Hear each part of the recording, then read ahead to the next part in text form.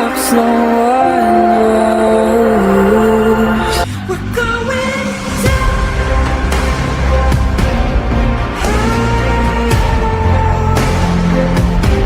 We're going down. We're going down. We're going down.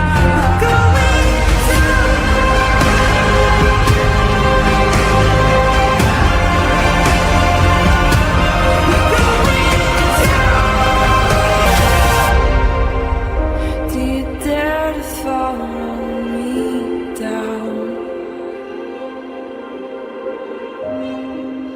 Head into the unknown.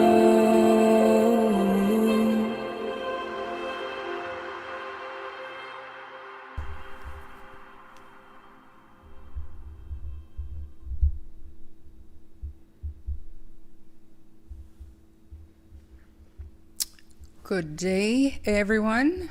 I hope everybody is having a fantastic Monday. I hate Mondays. I used to hate them more when I had to go into the office every day, but I'm very happy that Melissa is here today. How's it going, Melissa?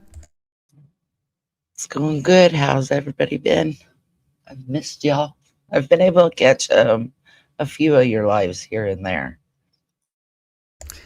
Yeah, I haven't really been on for a while. I had my test done. So it turned into more than just a regular biopsy, where they take samples with a needle. It was actually a minor surgery. So I'm still bandaged up. I'm still on restrictions, but I'm feeling much better today. And so hopefully those results come in soon and they're good news, but I'm glad to have that over and done with, and not really overly sore, so it's all good. But today, so the last time I did a Jack and Lily live, we were talking about where are we going to go? What are we going to talk about? And there were a few people in the chat that said they wanted to go back over Melissa's document. And so that's what we're going to do today. But then I got a message from somebody, I won't mention who, but they had questions about Cindy's car that she sold. I guess she traded in her car or sold it on the Tuesday after the kids went missing, because there's a name connection between like Patty's maiden name and the fellow that owns dealerships. So we're going to have a quick look at all that, and hopefully you guys can help me make sense of it. If nothing else, I think that we can debunk. Maybe we won't, but I think that we're going to be able to debunk any kind of connection there or any kind of insinuation to whatever that could possibly mean. But for now, I'm just going to say hi to everybody. Bobby Joe. I'm so happy when I open the YouTube app and see that little blue dot on your channel, meaning you're going live. I'm glad that makes you happy. Angelina, good to see you. And little black bear, hit the like and share. Thank you for that, little black bear. Hey, Grey Wolf and Kimberly, catch and replay. Oh, granddaughter's graduating tonight. Awesome.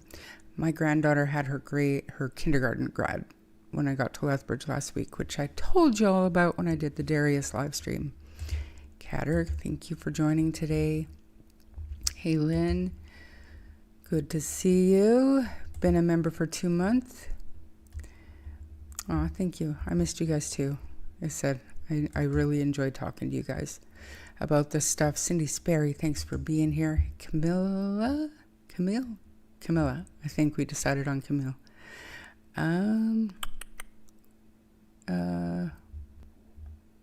Just trying to.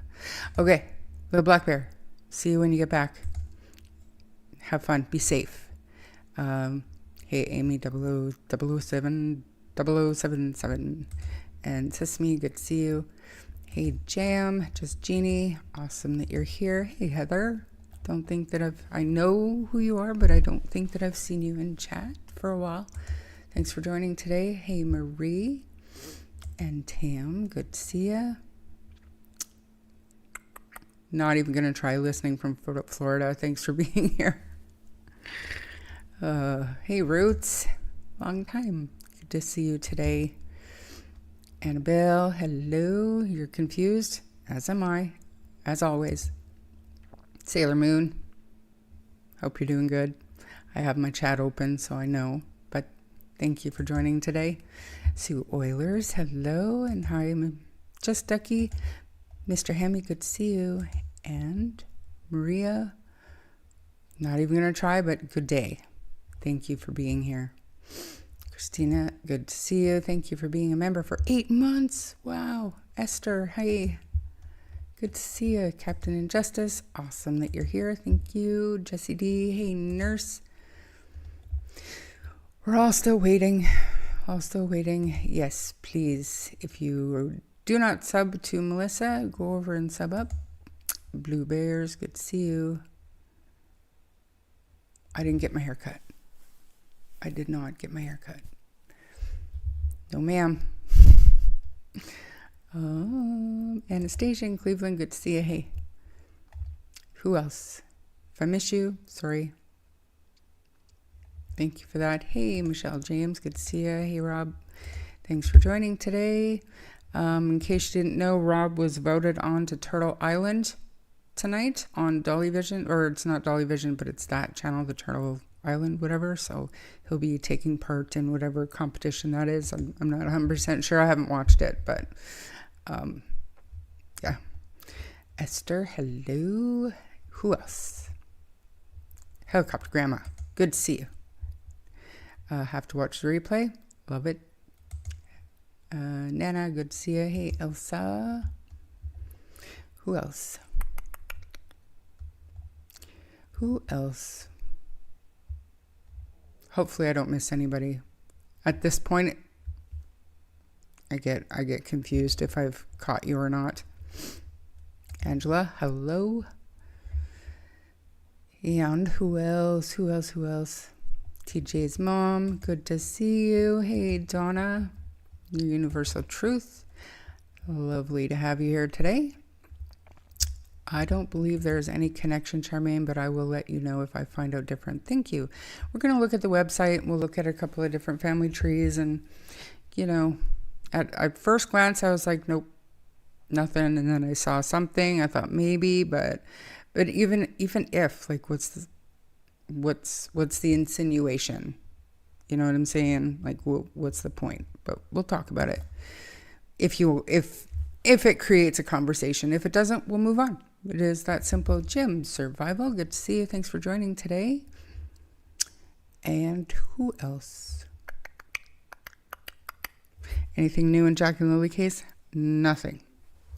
No, nothing official, right? Always drama, always bullshit. Real stuff that matters? No. Mustang girl, thank you. My hair has grown. It does do that. Jamie Dahl, hello. Okay, so from what I understand, Turtle Island is a separate channel, but it is Dolly, so I mean, go over, sub up. It'd be interesting. You never know.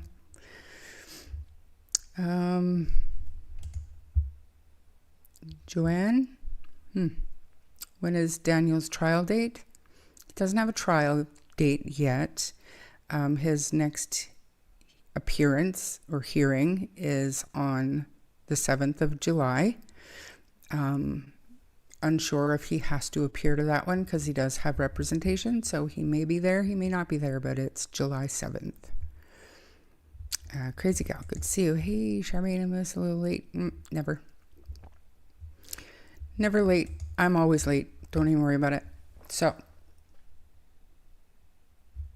yes, the hearing. July 7th is when Daniel is set to appear again. But again, appearance could just be his lawyer. He doesn't have to attend most of the time until, like, if it's, like, when the trial starts or whatever. If a trial starts. So, having said all of that, I don't know. So before we get into this Mike Allen person, do you guys, let me see here. Where did he go? There he is. I'm going to share this and Oh, and I do have a poll. I want to know what y'all think because, there's still talk of more searches and people are still going out searching, but I feel like a lot of people are searching like the same areas. So it's kind of like me, myself, and I, my own vote, which I did not vote in my poll, but my own vote would be, do I think they're in the woods? I do. I'm not saying those woods, okay? Unfortunately, sadly, I do not believe that the kids are alive. But I am convinced that they are nowhere near Lansdowne. Nowhere. Did you vote, Melissa? What are your thoughts on that little piece before we get started? No, I have not voted yet. I kind of agree. I don't think they're necessarily right there near, but I don't think they're super far away either. I think they're less than 10 miles from the home. So that would be inside the search area, correct? So No, I or think they 10 only miles? went No, out. right. They only went out like 5 or 8. I think they're right outside of the search area. Right outside, but barely. So you guys, and I mean, there are people in chat that would know this, but I do not. Was it 8 miles or 8 kilometers? Because that is a massive difference. I think it's probably 8 kilometers because Canada, So 10 miles would be, outside the search area. So definitely possible, I guess. Kilometers. Thank you, Sassy Cat.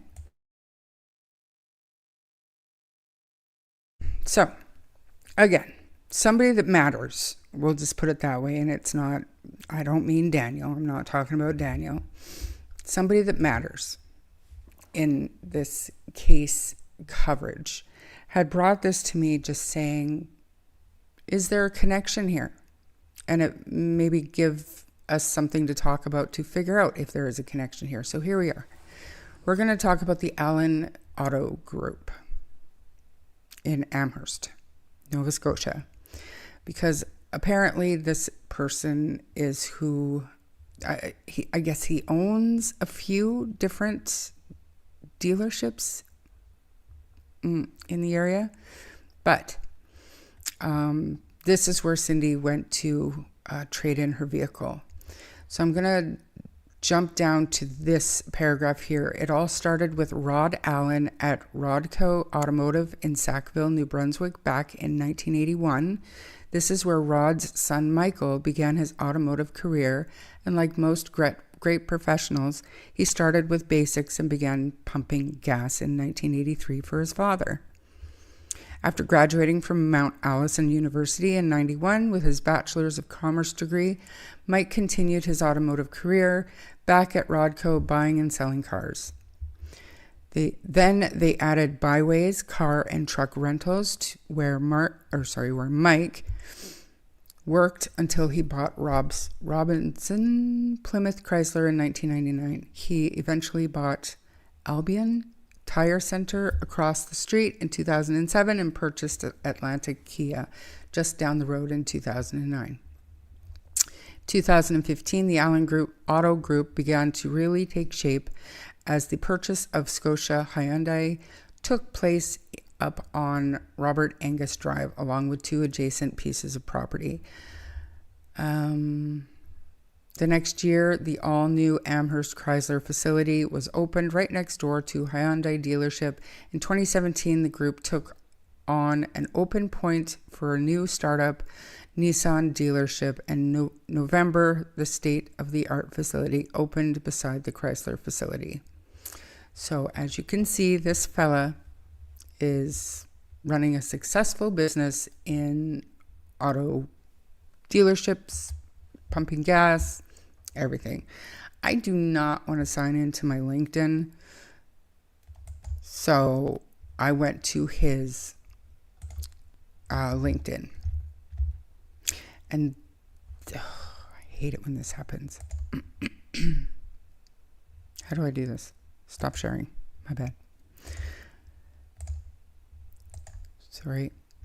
Share screen again.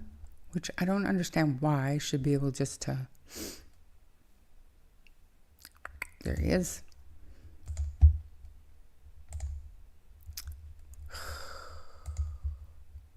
Okay. Here he is. This is the fella. Mike Allen, Cumberland Subdivision B, Nova Scotia, Canada. Whatever. He has quite the following, 722 on LinkedIn. That's quite a bit.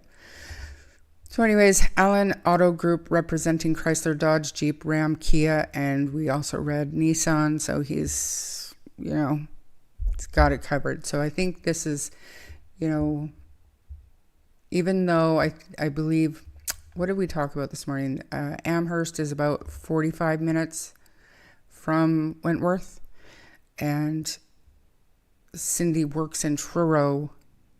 Why wouldn't she take the vehicle to Truro, which is about 40 minutes? It's like a 5-minute difference. Not that big of a deal. And so people are like, well, maybe she knows this guy. And I said that may very well be, but she could have also bought a vehicle there in the past. And I don't know about you guys, but when I'm buying and trading and selling my cars, not my cars, but my Harleys, I always go to the same dealership. You get comfortable. So I'm not reading anything into this at all. However, I do have family trees.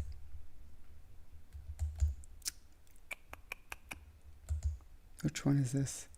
That's Mike Allen's. So I guess we'll look at Patty's first. Let's look at Patty's family tree first. Stop screen. I don't want to share. I want to share a window so that I can zoom it in.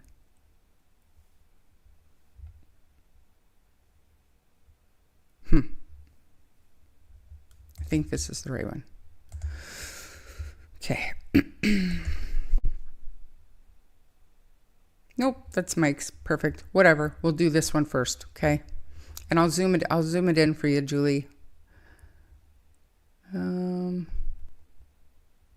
Hi there, I'm sorry. Hey, Ernestine, good to see you. Prayers for your beagle, Tucker. What's going on with Tucker, honey? Hopefully he's good. He. That's odd that you have the same puppy name as Janie. Are you Janie? Just kidding. All right. So the top of this one says, here is the diagram of Mike Allen's direct family tree based on verified public records from Westmoreland County, New Brunswick. So Dana, whatever, Allen, and Georgina Allen. Evelyn and Sterling seem to be Rod's parents, and Rod Allen is Mike's father. So there's this, and just keep in mind, just pay attention to this Rod Allen person, okay? And so I'm going to pull up Patty's family tree. And I think this is where people's eyebrows started to raise a little bit. But again, I'm just like, you're reaching, you're stretching. But interesting nonetheless. Here's the diagram of Patty's direct family tree based on the verified regional records and archives. Truman Alexander Allen and Alice Isabel Mackenzie. They were married and they had Adeline McQuarrie, I guess, who married Charles Wilfred Allen. James Allen, David Allen, Deborah Jameson. Deborah had Patty, whose first marriage was to Mr. Murray, and Bruce Pearson, down here, Cindy Murray and Sean Murray. So where was, again, you guys, I can't see a connection straight off the hop. However, if we go to an AI, I did see something earlier. I just need to find it now.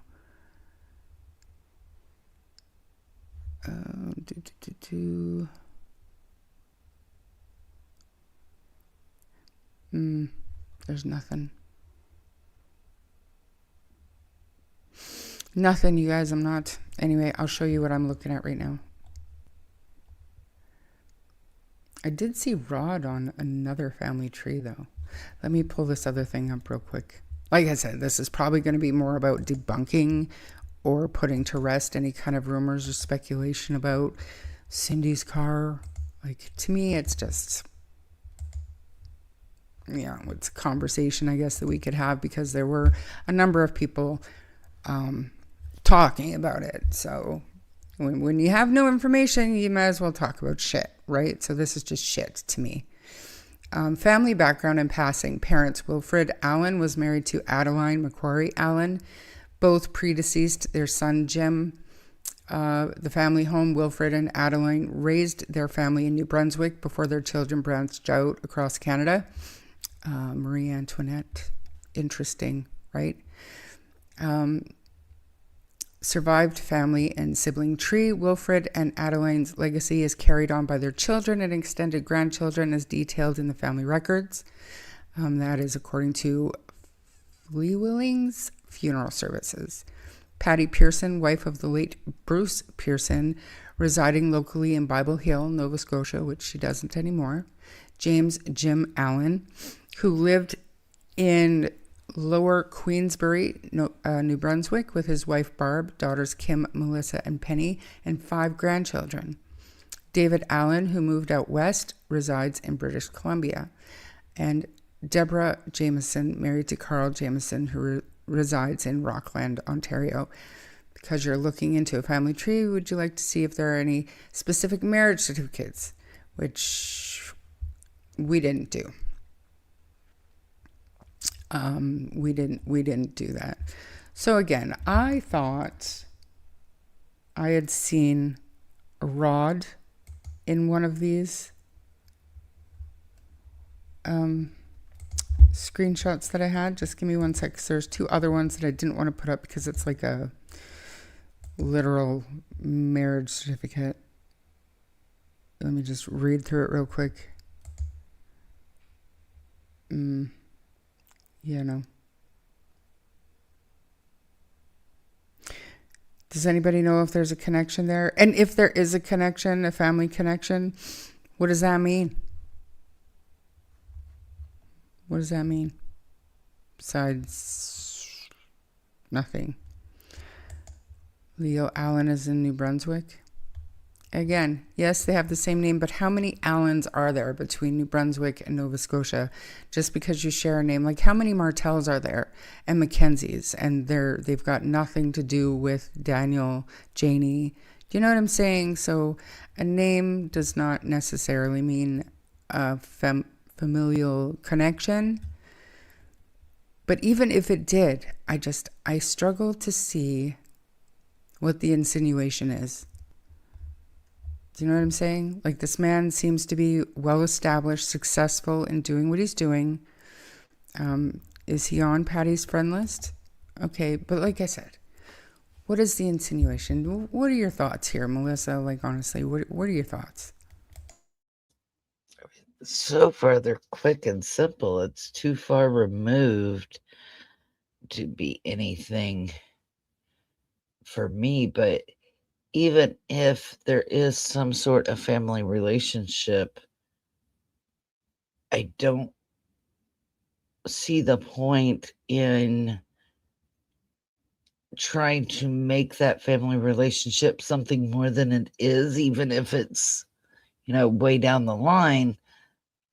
This man doesn't have anything to do with Jack and Lily by all accounts that we know of. I mean, we don't know everything, but I don't see it. I don't see what it has to do with anything. Somebody would really have to lay this one out. I think this is a really far reach, and I think it would be very dangerous to just start randomly saying, well, this person's got the last name, so they must be somehow related, and Cindy traded a car in there, so he must know something. I think that's just a really far reach for me. Yeah, for sure. And like Tam here said, like it means someone might get rid of a car for you that wasn't clean, maybe, just speculation. It is definitely speculation. And I think that there are a lot of people who believe that everything that happens in Nova Scotia has a shady tone to it. I don't know, but I'm not one of those people. If you have family who has a successful business and that's why you do your business there, that doesn't necessarily mean that this successful businessman is going to cover something up or not ask questions if there's something in a vehicle. Having said that, we heard from Anita, which I call pretty much everything she said bullshit unless she witnessed it firsthand. And this is where I'm coming in with this thought. Anita said that she saw Cindy cleaning her car to get it ready to be traded in. So do you know what I'm saying? You know what I'm saying? Like, I don't think that it's connected, involved. I don't think there's answers there. You know, I think it's just pulling more people in. So hopefully this can show everybody that we pulled up the two family trees. There's no real connection. The fact that Patty has him on her friends list could be like a professional connection. Maybe Patty also got rid of her vehicles there. You never know. Patty married a few times to well-off men. Her late husband had ties to CPS. Yeah. What? You go ahead and talk for a minute. I got Ian buzzing me. But I don't see what Patty having married well-off men has to do here with anything either. And even if one of her late husband had ties to CPS, the key word there is late husband, meaning he's no longer alive. So I'm not sure. I don't know. I think a lot of people are really trying to grasp at straws for answers where there may not and most likely are not answers. And that's just kind of how I see it. And I don't see what a well-off businessman why he would involve himself in such a thing either. So that's just my opinion on that. Just my opinion, but I don't think Cindy is involved in the disappearance. I don't know. I don't think so. I want to think no. So, I mean, I'd have to have proof that she is, and I don't have that yet.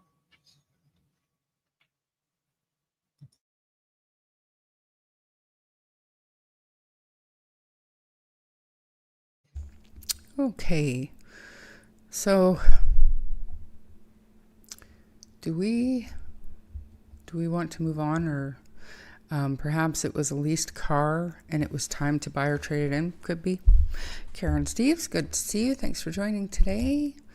We believe Cindy knows what happened and involved after whatever happened to Lily and Jack.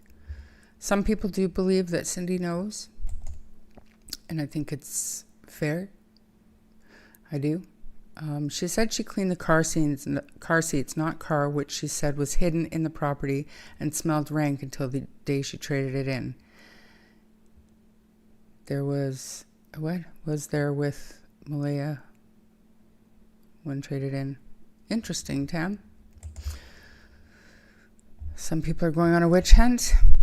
They're hunting the wrong people, Missy. In my opinion, they're just hunting the wrong people. They need, certain people need pressure put on them, absolutely. But I don't think it's Mike Allen. I just don't. And I mean, the people that are pulling him in and continue with well, he must have had something to do with it, right? Even though you've kind of pulled up and shown there's no direct relation, I can understand speculating. But once you've debunked that, if you continue speculating, you take the risk of running what this man has worked his whole life for. And that's not right to me. Not without more proof. Right. I totally agree. Isn't Cindy's half sister work for CPS also? Rumors, I've heard. Does Cindy work with his wife? Maybe. Been outside since noon and it's so hot I had to come in to air conditioning. That's good. That's good to get the sun helicopter. Thank you for that. That's very nice. If you got that, please make sure you say thank you. And who else? Is Cindy's maiden name Alan? Let's have... I'm not going to pull it up because I actually... Just a minute.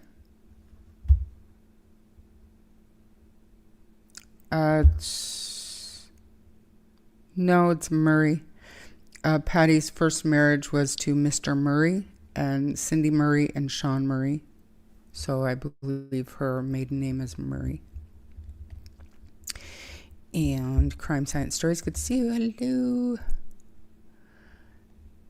It's a distraction connecting people that had nothing to do with it. I agree. Oh, Brian got that? Congratulations. Well, we'll have to catch the replay. I have to go now mow the lawn. Peace out. Hey, be safe. He crossed the Rainbow Bridge yesterday. Oh my gosh, I'm so sorry, Ernestine. Sorry. Really, really sorry. Countryside Wildflowers, good to see you. I hope you're doing okay. And you just missed a bunch of speculation. They had to drive with windows down. It was so bad. Really. According to Anita. I mean, if she's...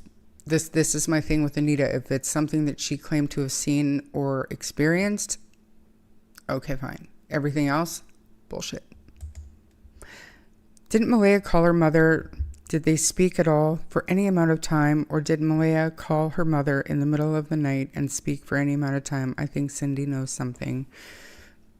I hope that the major crimes will have tracked that down. I'm hoping any kind of geofencing will also identify that information. But again, nobody's talking, and the things that we have heard, they're denying. So, and Cindy's half siblings works for CPS. Well, they do have a little girly who cares? Not me. Wow, Sue. Congratulations. 42 years with the same man. Whew. That is impressive.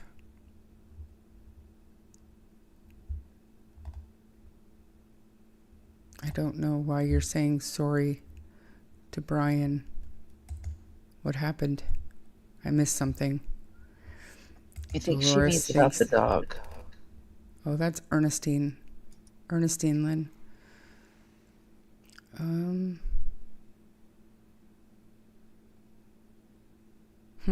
Dolores thinks that Cindy's involved. Many people do. In this case, I do not trust anyone. Same. I'd say Scamnita's sense of smell is friend. Yep. Fair point. Okay, yes, that's speculating that she's telling the truth. I have nothing against any of them. I'm neutral till the truth comes out. I am neutral until people start ruining lives of people that aren't involved, like in the public, in the court documents, you know. Malaya's aunt on the Brookside works for CPS. Good to know. Good to know. Excellent. I mean, I can see where people say Cindy knows, because I too kind of feel like if she doesn't know, she should have known that this was a possible outcome. Like, she's a mandated reporter. Like, there's things that you notice as a healthcare worker that somebody else might not notice as well. But do I think she's directly involved? No, but I do think she knows what happened, in my opinion.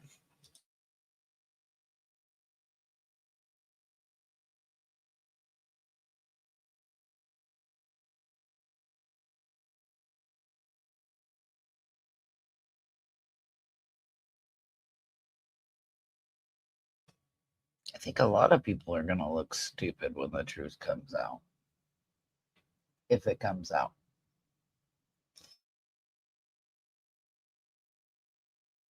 You're muted. Thank you. I was just saying, I think most of us have said shit that we probably shouldn't have said, and we probably feel bad or stupid for saying certain things, myself included. I'm pretty sure I've owned up to anything that I've said, that, maybe was out of line or whatever, but for the most part, I stand by what I've said since I've been on my own. I will put a caveat to that. Since I went out on my own, I am comfortable standing behind the things that I've said and the way that I've done things. I know there are people out there that think that I am the Antichrist who is out here causing havoc with everybody, and it's just foolishness, but it's none of my business. Cindy knows it's a year on, and she's been with Malaya all this time. We are 3 days, 3 days from 14 months, people. That's a long, long time. Or is everybody going to start telling me that I'm... Okay. I cannot accuse anyone of unaliving without the truth, but I can comment on the abnormal behaviors of various family members who don't seem to be focused on Jack and Lily. It's just an opinion, but it is odd behavior. So I think with this, Julie, honestly, I think that it's perfectly normal and okay to be skeptical of the people who were on the property, who Jack and Lily relied on for their safety and their health and their well-being. And I think it's normal. And I also think that based on the public's observations of what we've seen these people do in public settings, and that includes on Facebook and YouTube and nothing, and that's speaking to all three of them, in order, because Janie was fairly active on Facebook groups. Daniel, you've got the Facebook and you've got YouTube, but then you've also got Malaya with the nothing of anything ever. So they put the information out to be scrutinized, right? But because Malaya hasn't put anything out, I think that she's gotten off a lot easier in public.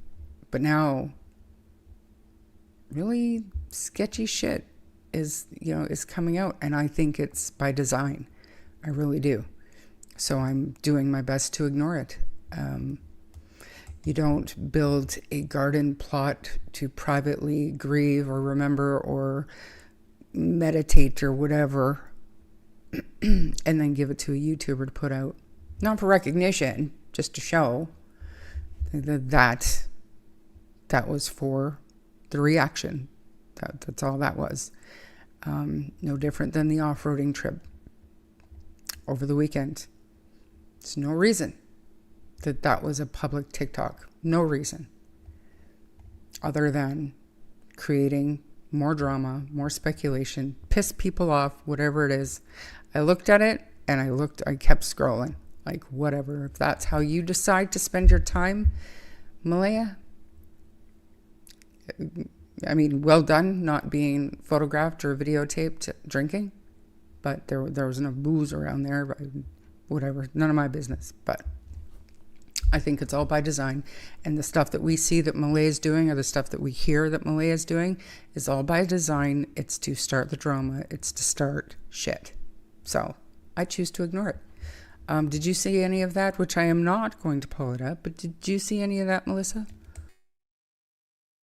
I did see a picture, yes.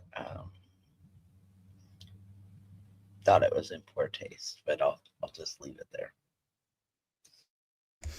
Yeah, you're probably talking about the bench, which I will remind everybody, the bench comment that was made about my bench had to have been on or around the same time that this little bench was being built. So like I said, it's just to stir the pot. It's to start shit. And I'm the echo chamber. By the way, I was accused of being the echo chamber in this case, by the echo chamber.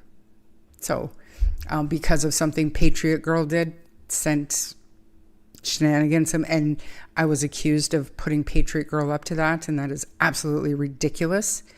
But because of the things Patriot Girl was saying, that makes me an echo chamber. And okay, fine. Because my echo chamber would be not accusing anybody of anything that we're not witnessing with our own eyes, like not looking for your children. So, if that's the echo chamber that's here, then I would gladly shout that from the rooftops. Anything else before we move on to your document, Melissa? And do you have the ability to bring up your document? Because you know it far better than I do. Know what I mean? Yeah, I can. Give me a second. Yeah.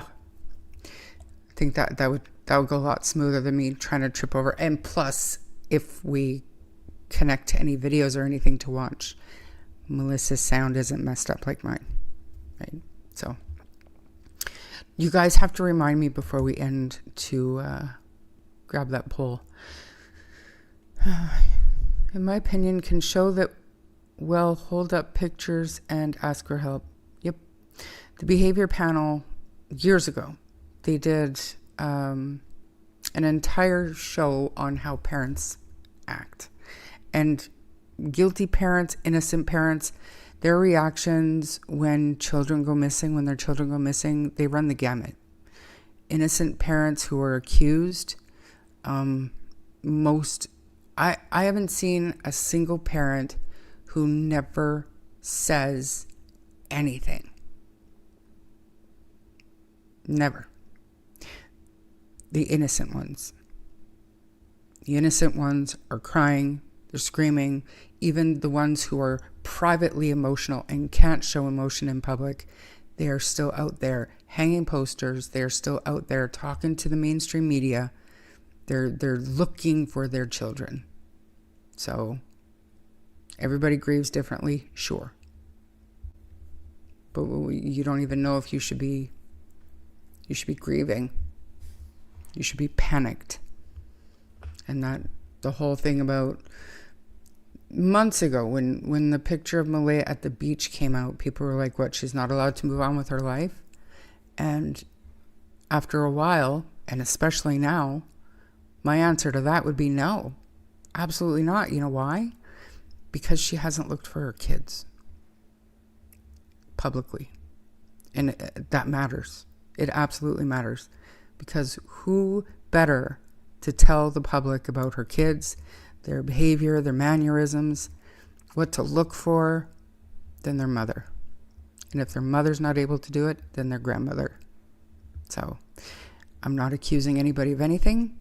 I'm just talking of the observations that we all have. There's alcohol in the pics I saw, right? But they were, to me, very careful not to post anything with Malaya drinking. So, which is a violation of CPS orders. So, smart. Even though I think it was stupid just to post them anyway, then it's no different than the beach picture. What's the point? You know it's going to cause shit. So what's the point?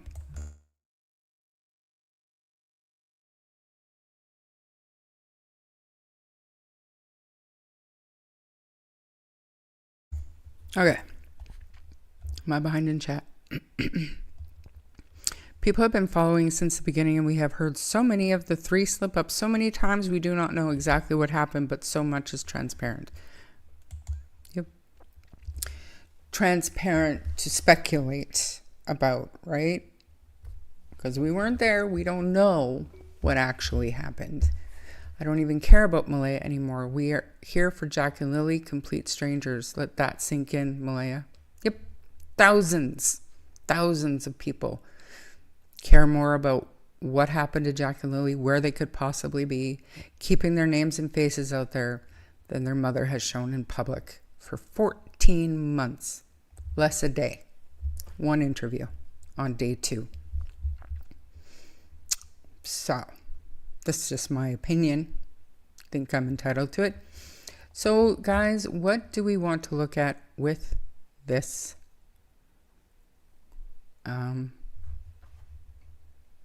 With this document? There's so much information. Probably a really good idea to understand that Melissa hasn't had time to update this for quite some time. So we're also going to look for things for her to update, right?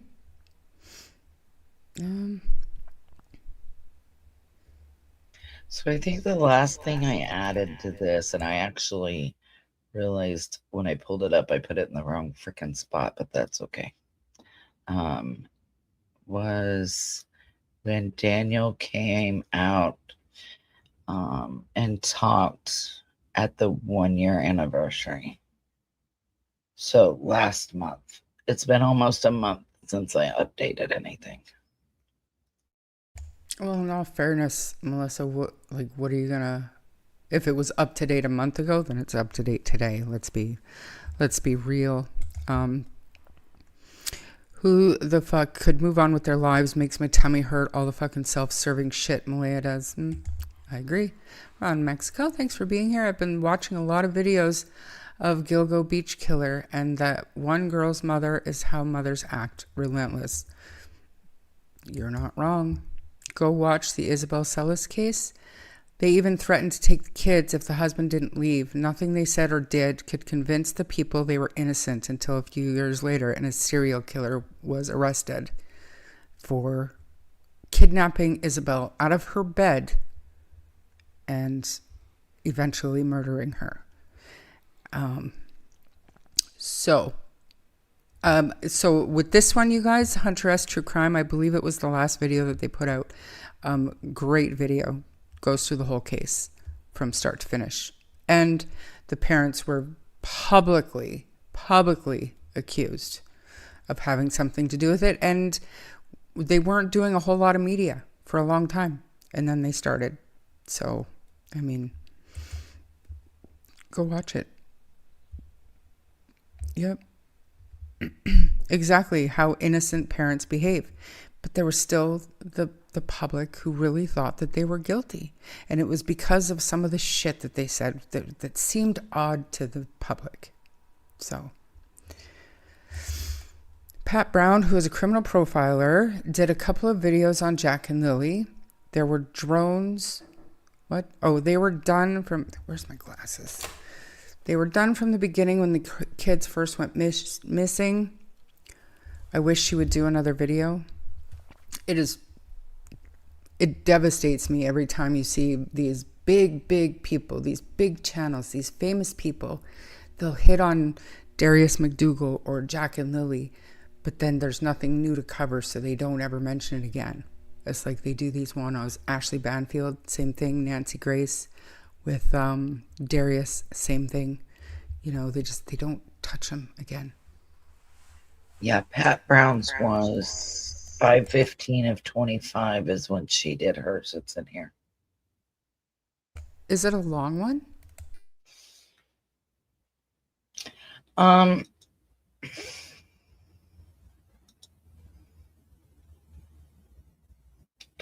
20 minutes or so.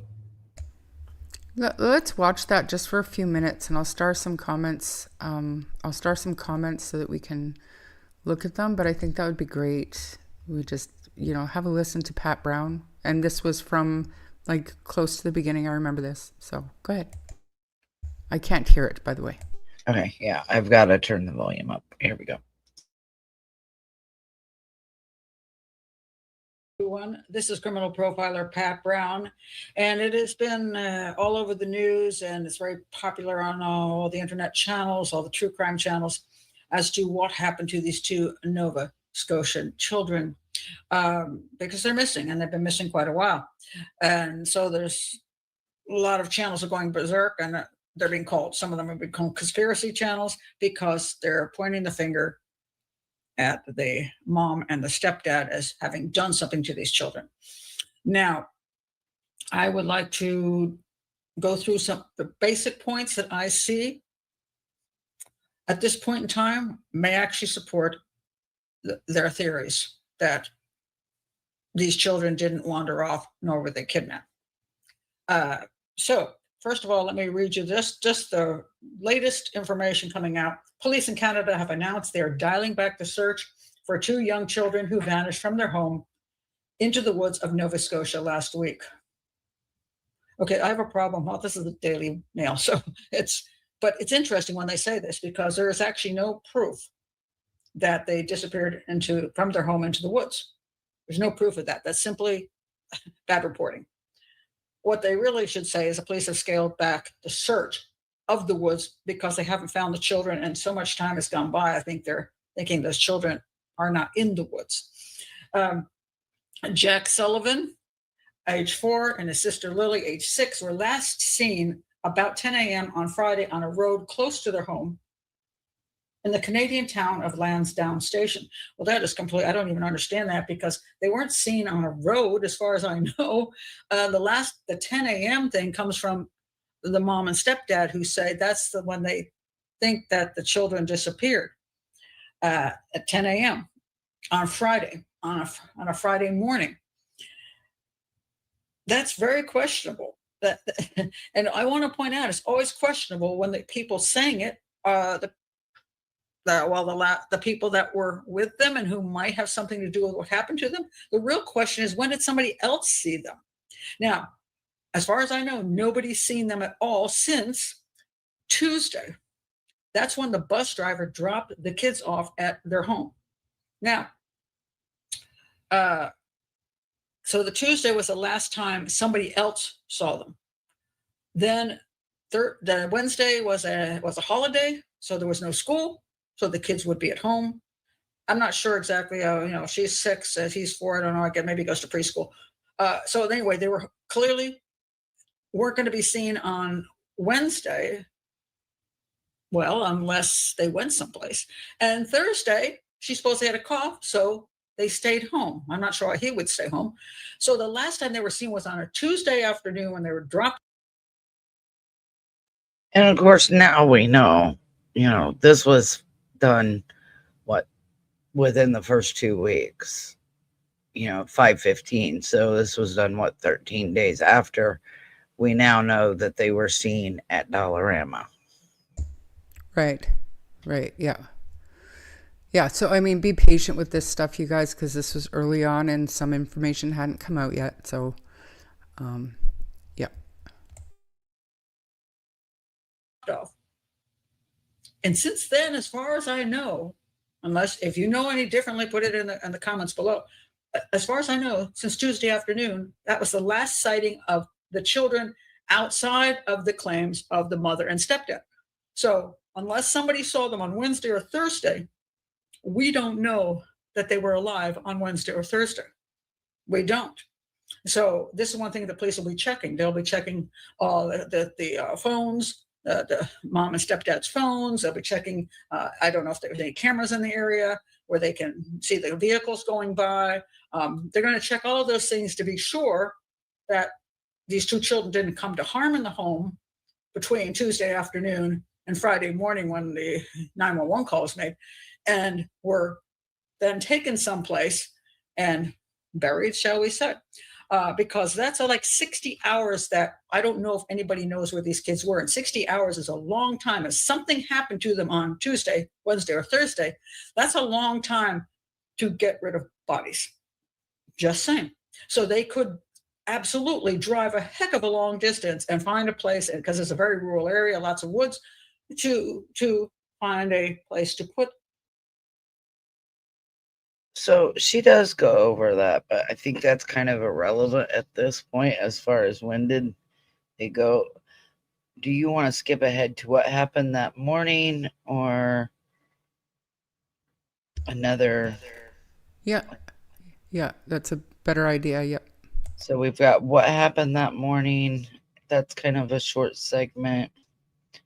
We'll skip there and then we'll see where we want to go from there.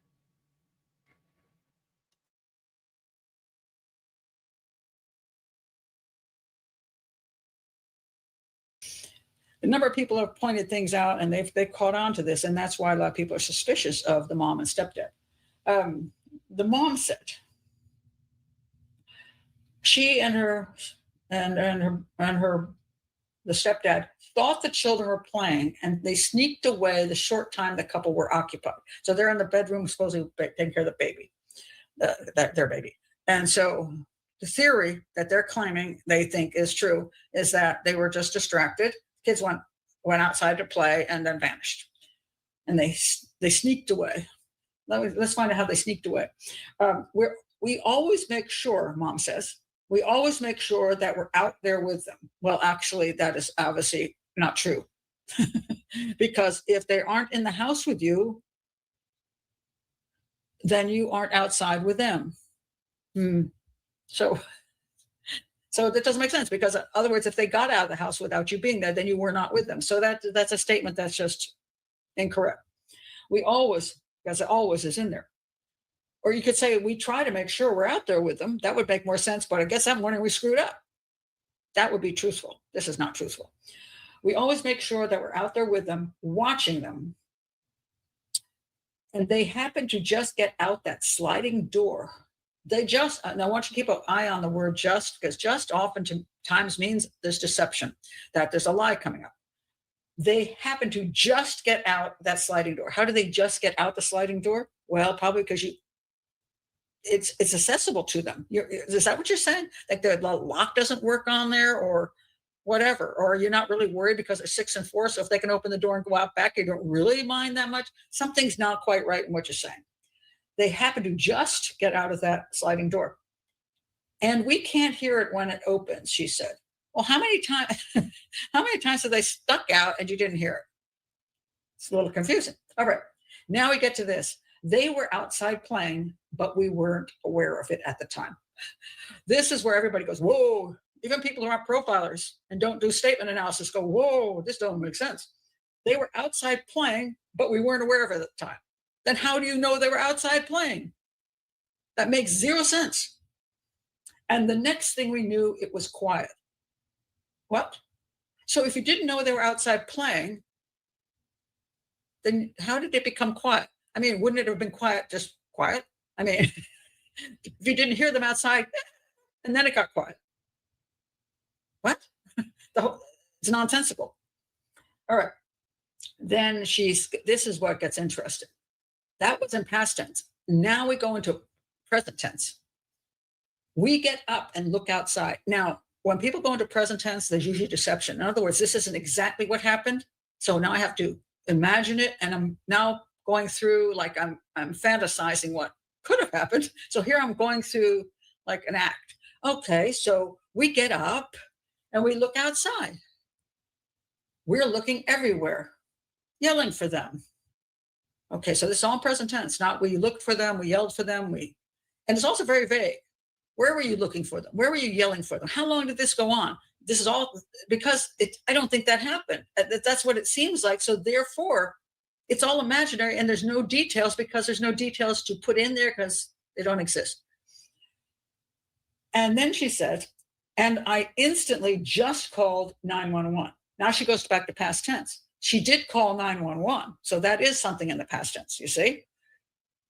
But the just word is there again, too. Why is the just word? Well, you don't just call 911, you just call 911. And then she instantly just called 911. Like she's got to say that somehow she didn't waste time. She was so concerned about her children, she instantly just called 911. All she needed to say was, we couldn't find them. We called 911. I called 911. But she does, and she adds instantly and just, and that to me is deception. And then she goes on with another just. I just had the instinct I needed to call. You have to explain why you're calling 911 when your kids are missing? Why do you feel the need to explain that?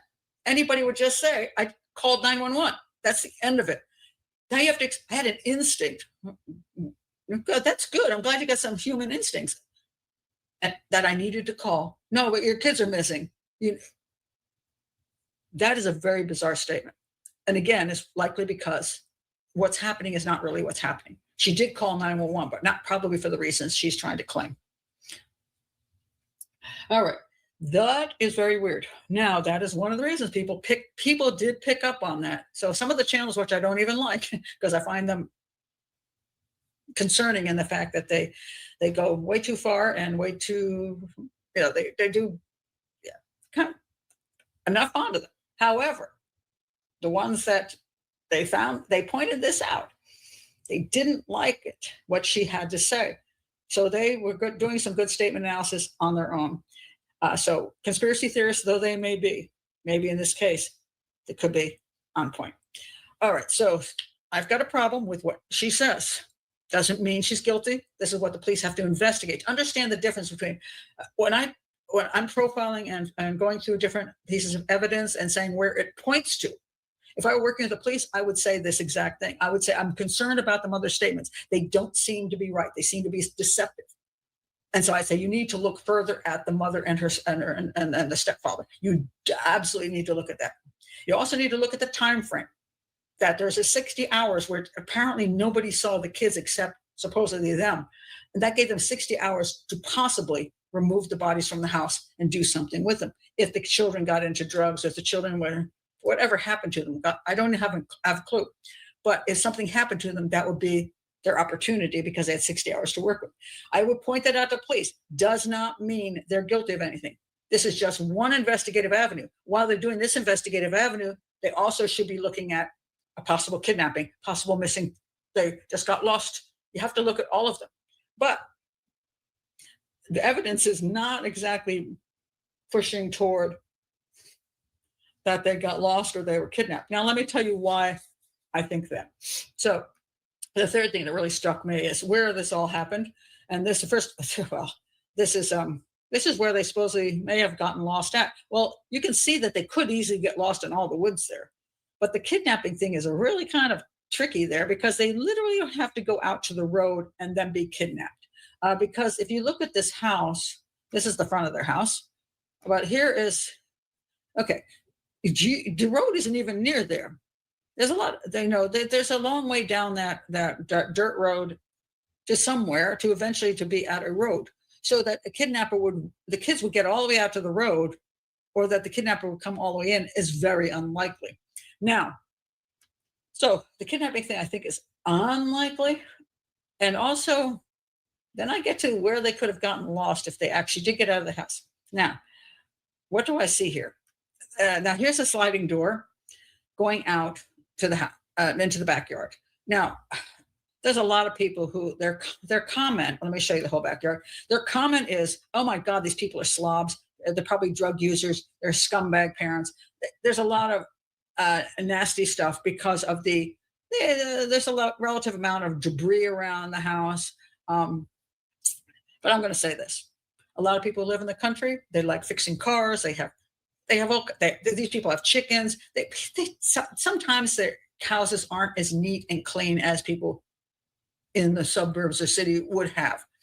So it doesn't mean the children are abused. I just want to say that right up front. They could be in a messy house. They could have junk outside and be having a heck of a great life. They could be having fun all the time. They could be getting lots of love, and they could be having picnics and barbecues, and the families could be getting together, and the kids could be running around having all.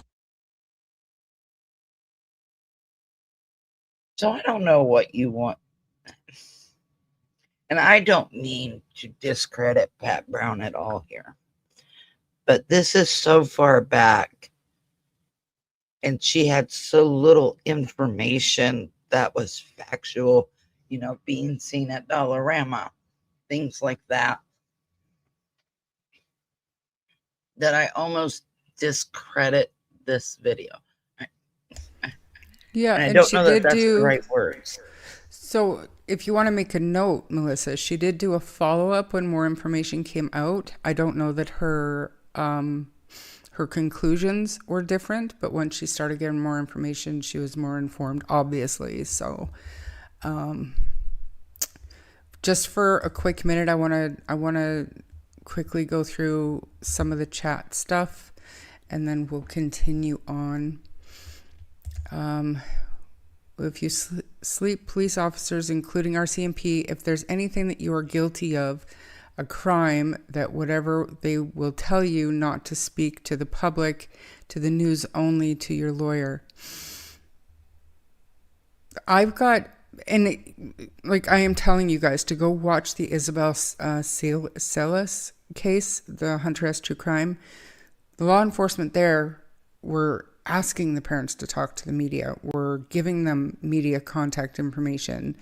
They were doing that. The RCMP, law enforcement, if the children are missing, truly missing, they're not going to tell the parents to not talk to anyone but their lawyer. I cannot see that. You've got some color in your face today. That's what sleep does for you. Since I had that minor surgery, and I will tell you that at the end of it, the doctor told me that there is nothing measurable left. So even if it does come back as cancer, it doesn't bother me as much because it's not there anymore. So I've been sleeping much better. Things are going much better. I will say it's amazing that the 3 adults had sudden onset narcolepsy at the most important period of the day. Oddly, I never once sensed the panic. We all cannot control when we cannot find our kids. That's true.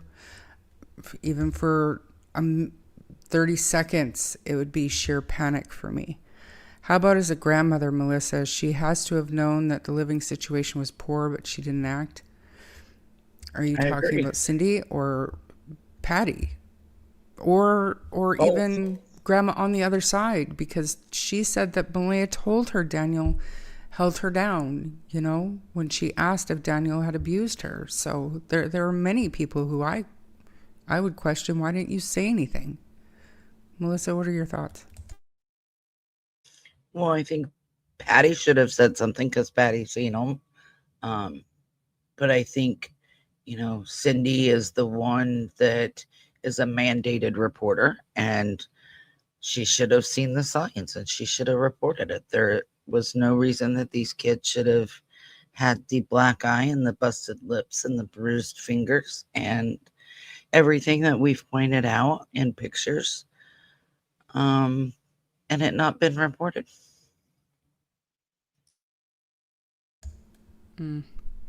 Was Cindy's car taken for forensic testing? I don't know. I really feel like everything has gone so radio silent because they're getting close to crackdown time. They've built up their investigation enough and are hopefully just crossing the T's, dotting the I's. We can hope. We are not at this point interested in hearing about their personal lives. We don't care. We want to know where the kids are. That's right. I don't like Daniel at all, but if he was the one looking drunk in a photo, people would make a huge deal out of it. He's not their bio parent. She is. Yep. Another Casey Anthony. Your child is missing and you are out partying. It makes me puke. She does an updated video. Right. So Melissa is searching for that. My cousin died from carbon monoxide while working on his race car in his garage beside his home. His wife had gone to play darts, came home, found him, called 911. The police sealed it off. She could not even go into the home, nor his children, who drove home to comfort the mom. And that's what they do. And you can watch Isabel's case on Hunter S. True Crime, and that law enforcement officer explains that they put the family elsewhere. They wanted the family out of there so they could seal it off and do a proper investigation. Ron, Mexico, that's very nice of you. Thank you. They were already off school Friday, so they would have waited until Sunday or Monday without any questions. I said that about Malaya leaving. If Malaya left and took them, why would she try to take them right under Daniel's nose when all she would have had to do is wait a few days and Daniel would have been gone all day long? Doesn't make any sense. Stop it. Malaya doesn't have to talk. She has her mouthpiece. How's that going for her? Why don't we get to see the video from Dollarama? The only thing that we can do is speculate that because it has evidentiary value to it. They're missing children, so it makes no sense why we can't see what they were allegedly last seen wearing. At least. Why look for your kids when you know they are gone? You don't want to go to jail. But you would still think you would put on a show, put on an act. Most guilty parents do that too. right? They're in front of the camera and they're crying, they're sobbing. Look at Susan Smith, for one example. Yeah. Janie called every morning, but not that morning, allegedly. Just to tell them, not every morning, but whenever the kids got outside. And that's one of the things that bothers Malaya, that why didn't Janie call me that morning? Well, maybe because they're not Janie's kids, Malaya. Could have something to do with it. If only they could bring in Detective Sergeant Jim Smith to spend some long hours with those close. He took Colonel Russell Williams apart. He just wears them down, constant, consistent pressure and compassion. He does make them feel comfortable. I will say two things. He was not successful with Michael Rafferty, who was involved in the killing of Tori Stafford. He could not wear Michael down. I'm not taking anything away from Jim Smith because he is methodical in his interrogations. However, Jim is retired and he was, last I heard, an instructor at the university. But I agree. And when Malaya said it was raining, but it is sunny today, I hope they are warm. They have names and warm. Who says that?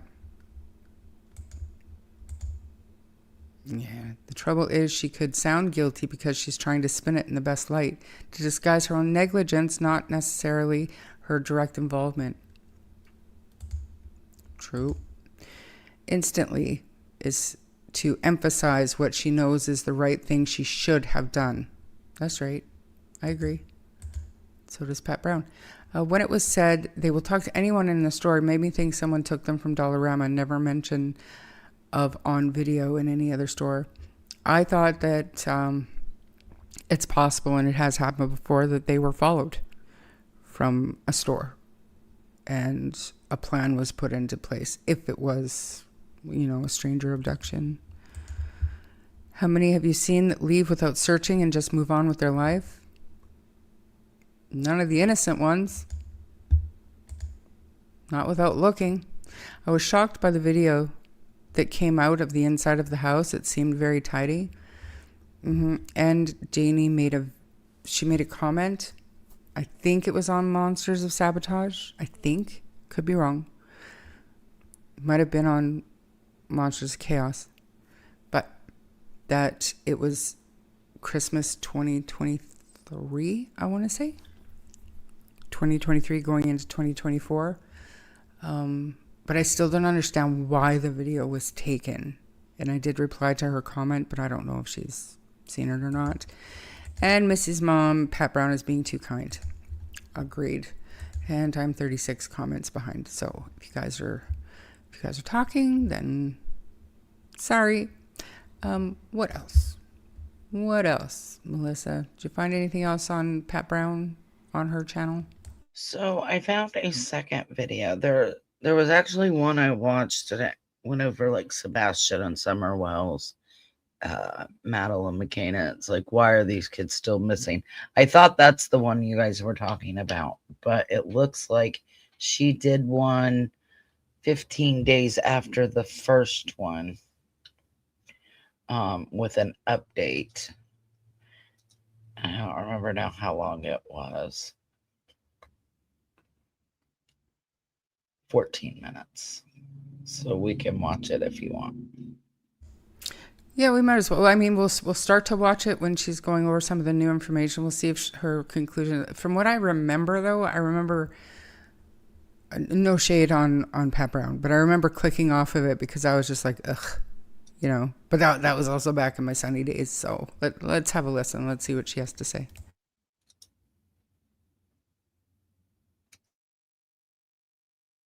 Pat Brown, and there has been an update from the RCMP in Nova Scotia concerning Lily and Jack Sullivan, the missing children. And there's a lot of confusion over what the timeline that they are now presenting actually means. And when I did my last video, which I'll link below, where I analyzed what might have happened to the two children, I pointed out that there was a gap in time where they were last seen. because they hadn't been in school. And then when they went missing, I said, well, there might be about 72 hours, which are unaccounted for. This was important to me as a profiler because the more time you have where children are unaccounted for is the more time you have to do something with them if you did something to them. So you would have a few days to work with. If something happened to them, you could move them to some other location, even quite far away. You could drive a couple hours and find a remote place and bury them and then come back home. And nobody's going to be looking 2 hours away. They're only going to be looking in the vicinity because you say that's where they went missing. So that's why I pointed out that at the point in time when I did the video, there was only 72 hours that were sort of unaccounted for at that time. Now the RCMP has made a statement. And let me read you what the statement is because I find it very interesting. And let me read it to you first. The RCMP in Nova Scotia are looking for more video footage of 2 young children who vanished nearly 4 weeks ago and are now confirming the siblings were seen in public with family members the day before being reported missing.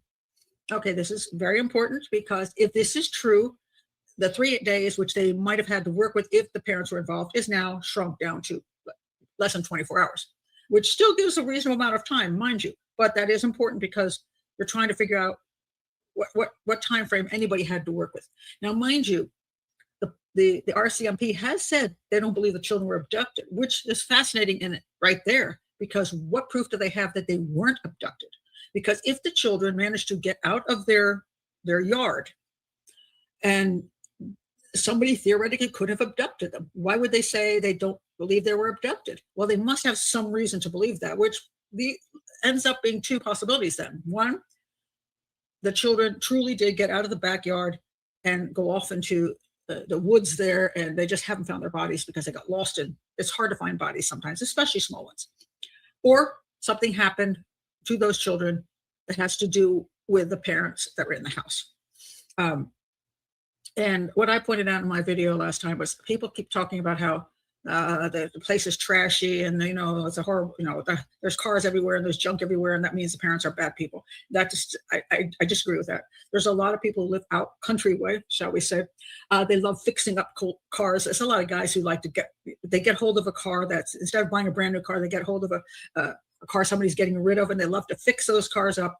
And so they tend to have a lot of cars around. And then if they just have a backyard where they got chickens, which they do, and they put toys out, and they have, they're maybe not the neatest people, but that has nothing to do with the fact that they did anything to the children.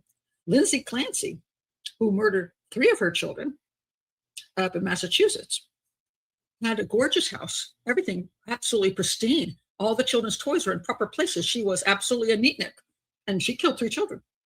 So that has nothing to do with just because you don't like the way they don't clean up enough. They got junk everywhere. It has nothing to do with that. The children can't be running around happily, especially in a big backyard where there's chickens and there's a play set and there's toys.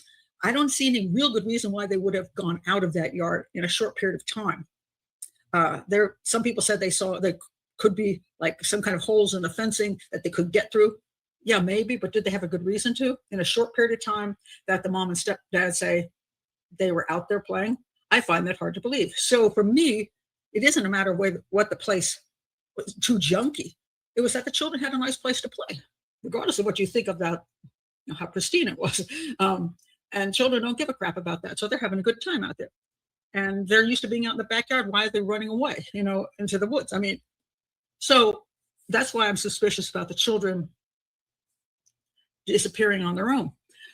But the RCMP says they weren't abducted, which is interesting because that only leaves the mom and stepdad in the focus. That doesn't mean they did anything, but it just put the big, huge light on them. All right, so let me read a little further on this. Lily and so they were supposedly seen in public one day before they had gone missing. They were seen in public with family members. And a lot of people have said, what does that mean? They were seen in public with family members. I don't know. And this is a problem. In theory, if it's video, if they have a video view of the children in public of the family members, then we've definitely down to less than 24 hours. and that would be absolute. If it wasn't video, somebody said they saw the children with family members. Witnesses are always a little sketchy. Did they really see them? Don't know. Or were they in a vehicle driving by and they saw them, but they didn't know if they were those people and those kids, and if the kids were alive. All kinds of possibilities. But the RCMP is saying they're confirming the siblings were seen in public with family members the day before being reported missing, which when a police agency makes a confirmation, you would think they mean it. Okay. Lily and Jack Sullivan, age 6 and 4, were reported missing from their home in Lansdowne Station, Nova Scotia, on May 2nd. Now keep the May 2nd in mind. In a Wednesday update, RCMP said they confirmed the two were, quote, observed in public with family members on the afternoon of May 1st, based on details they've gathered. They later clarified that confirmation was made by both video evidence and eyewitness accounts. Well, I don't know why they had to later clarify it, but they're claiming at this point, RCMP, that there is video evidence. And if that is true, then the children, just a narrow timeline of 24 hours when the children could have disappeared, as opposed to just the morning of the 2nd. All right, now, then it gets a little weird. Police also said investigators have collected hours of video from the area surrounding Lansdowne Station, which is excellent. We're now asking anyone who has dash cam footage or video along Garlick Road, I'm not sure I'm pronouncing that right, but okay, Garlick Road, between 12 p.m. on April 28th and 12 p.m. on May 2nd to contact us. Wait a minute. If they were seen, and you actually have confirmed they were seen the afternoon of May 1st, what do you care happened prior to May 1st, April 28th, April 29th? What the heck? Why do you even care? I don't even understand that. Because if they were alive on the 1st, all the other stuff is meaningless.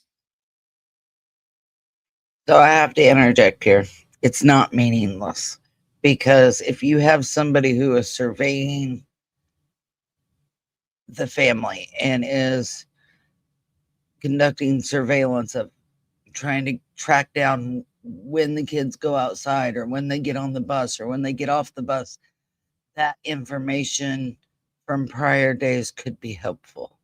I'm not saying that I think the kids were abducted. I'm just saying I disagree with Pat Brown here. That's why I don't watch a lot of her.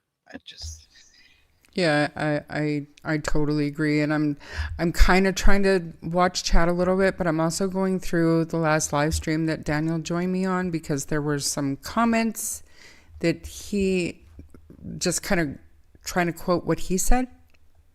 So I'm just looking for certain things. So I am watching. Hey, Joyous, thanks for being here. We can continue just for a few more minutes on this while I look for something else here. Like I said, some of the things that Daniel said, and then we'll carry on. So unless you're looking, because they say they aren't looking at an abduction. If you were looking at an abduction, you'd be saying, what sketchy people might be, rolling around in the area that we don't even know who they are. They're acting weird, or they're looking for children. You could go there, but they're saying there's no abduction. The children either got lost, which would have happened exactly on May 2nd, so you don't care what happens before May 2nd, or if their parents, somebody on that property did something to them, then you would only care if you saw them on May 1st for sure. You'd only care about those next 24 hours. I don't even know why they're looking further back, unless are they telling the truth about their video evidence that the children were alive on May 1st. I find that very conflicting, and I don't quite understand that.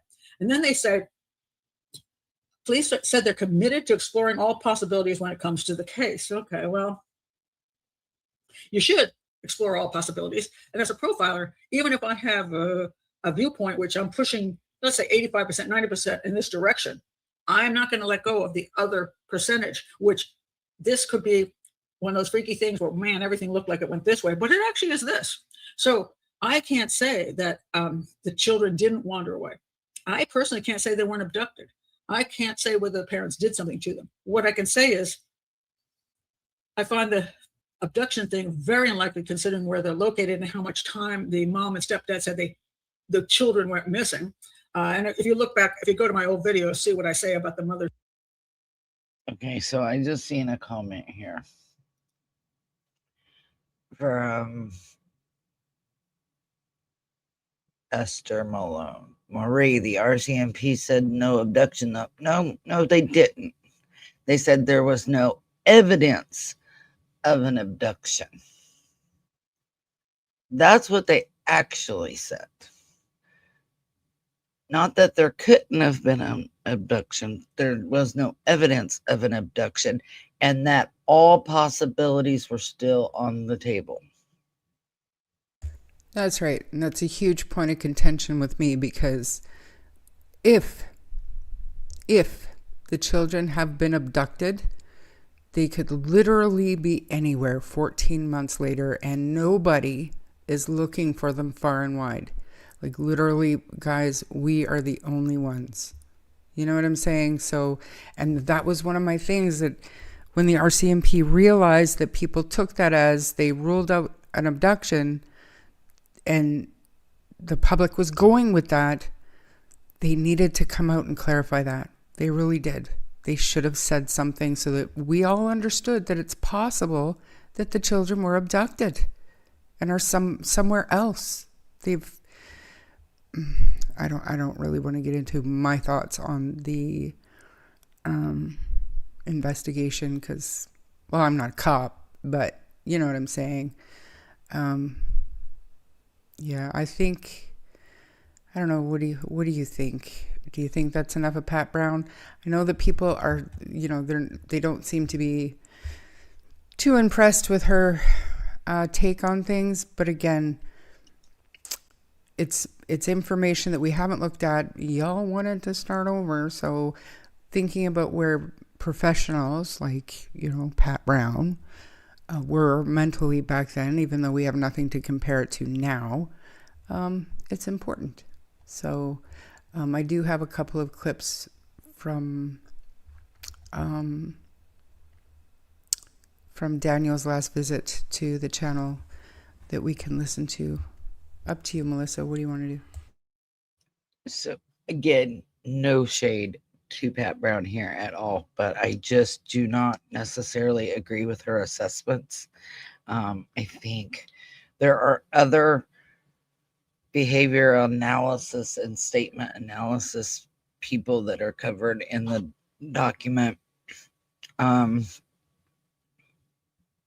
I find a little, not necessarily more credible, but maybe more informed. I'm not sure what the word is. I personally Pat Brown has never been one for me that it's like, oh yeah, that totally makes sense and it's easy to follow. But it's up to you. It's your channel. It's you guys in chat. Me personally, I've had enough of her already, but that's me. Fair enough. We can toss it away. And I will say about Pat Brown, can't remember what show she used to be on. I want to say Nancy Grace. I enjoyed her then, but I kind of lost, I don't want to say respect, but I stopped listening to her so much during Delphi when she was sure and pushing that a serial killer had got Abby and Libby, and that just made no sense to me then. It is proven to be wrong now, even though she's kind of backtracked a little bit and said Richard Allen, if he wasn't a serial killer, he would have become one, which, whatever, it is what it is. So, like I said, you guys, I don't know if anybody's interested. Bye, Pat. Thanks, Pat. I don't know if anybody's interested in the things that Daniel had to say when he was last on the channel. This was the live stream that I had planned to rip into the RCMP, and he joined the chat. If you guys remember that, it wasn't planned, even though I don't know if it was public, but behind the scenes I was accused of prepping Daniel, which I didn't.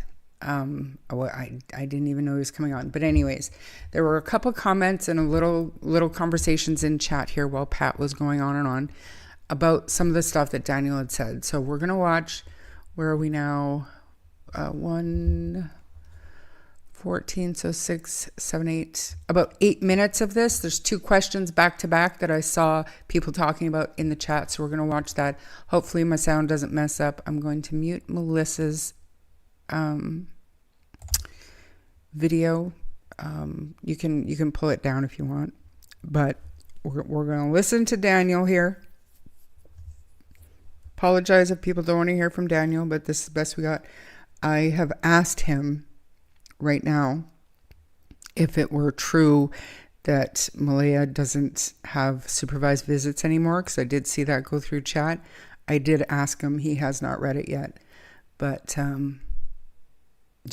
heads up, he is. I know a lot of people message Daniel, and now they're saying that their messages aren't even being delivered. He's got some kind of restriction on.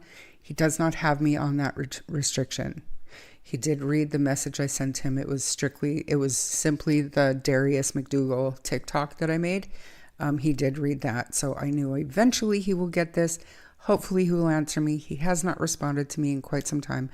But having said all that, let's listen to Daniel for about 7.5 minutes here, and we'll continue with the document.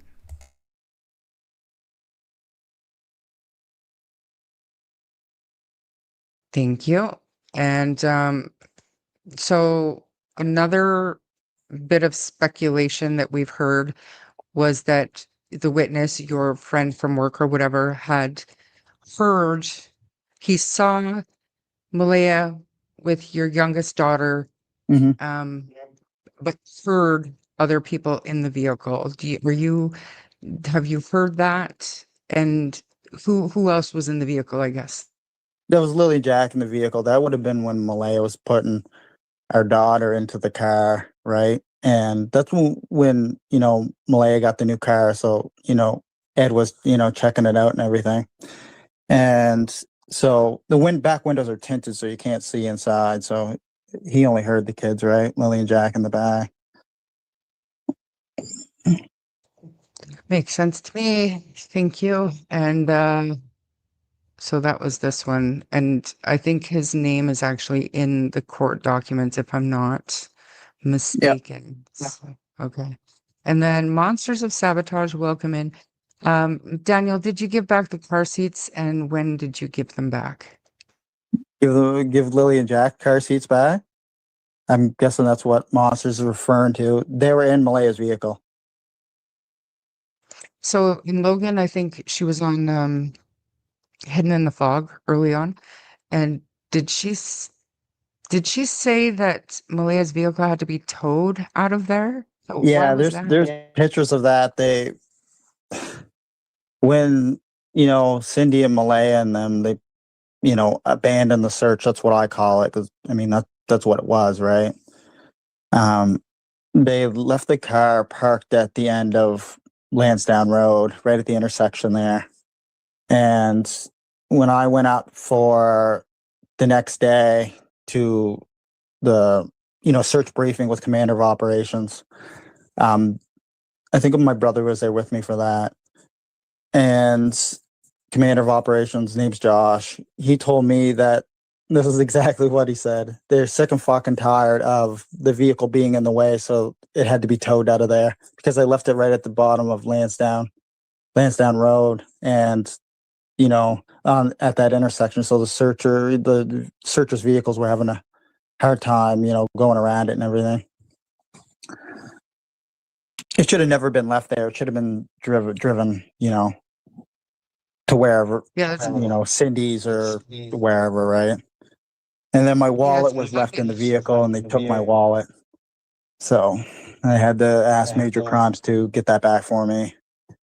And then some of the stuff was taken out of it, but all my important stuff remained. But I did get my wallet back at least. It's very strange to me that she didn't drive her new car when she left. Do you have any insight why that would have happened that way, or was it? I don't know what to tell you. When Malaya came out of that ambulance, she was shaking uncontrollably, and it was unlike anything I've ever seen a person go through. Up to that point, she grieving mother, it seemed like, but after she came out of that ambulance, she was a totally different person. She couldn't make eye contact, and she was shaking uncontrollably, and she kept saying, "I have to go with mom. I have to go with mom. I have to go with mom." And that's when I tell the story that her mother said, "Get in the car now, Malaya." And then they just drove away, and that's when I had to chase after the car and say goodbye to my daughter. I said, "Daddy loves you," and they sped away as fast as they could. And someone could have drove that vehicle home. Could have been Haley. Could have been any one of them, right? Could have been Cheryl. So there are a few people talking, and I believe, if I'm not mistaken, you guys, I believe it was Daniel who had parked out on the road because he said he didn't want to block the driveway for RCMP and search and rescue. So he's the one that parked the car out there on the road. But search and rescue and the search trucks and whatever, they were getting annoyed having to constantly drive around Malea's car. So it was eventually towed out. But the issue was, why didn't somebody jump in that new car and drive it out of there? What was the hurry? Now, I don't know when I heard,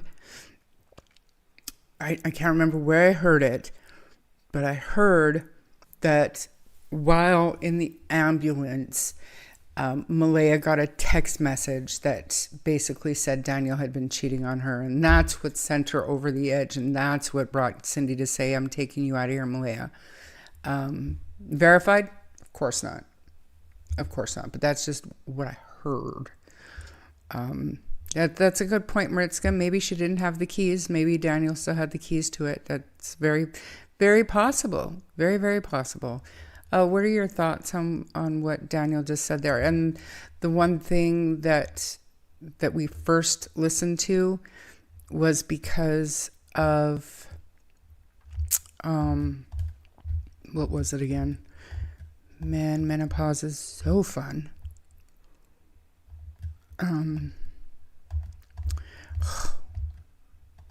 Which was it again?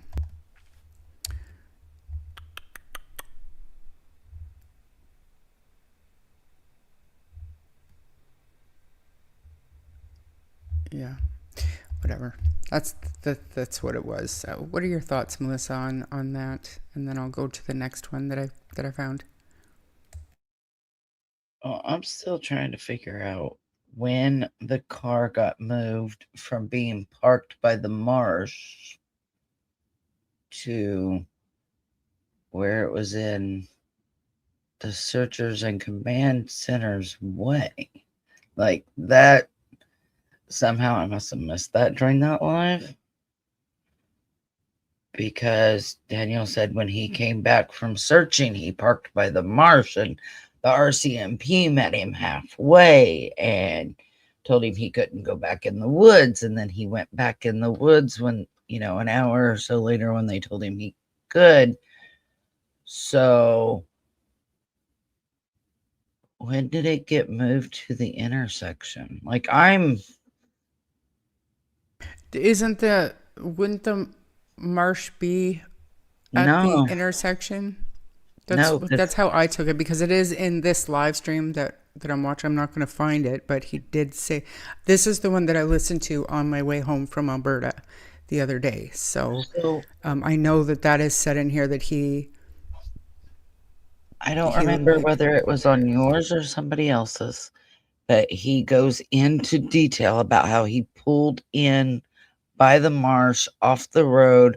I believe the marsh was to the right of the vehicle, and he was up in the yard.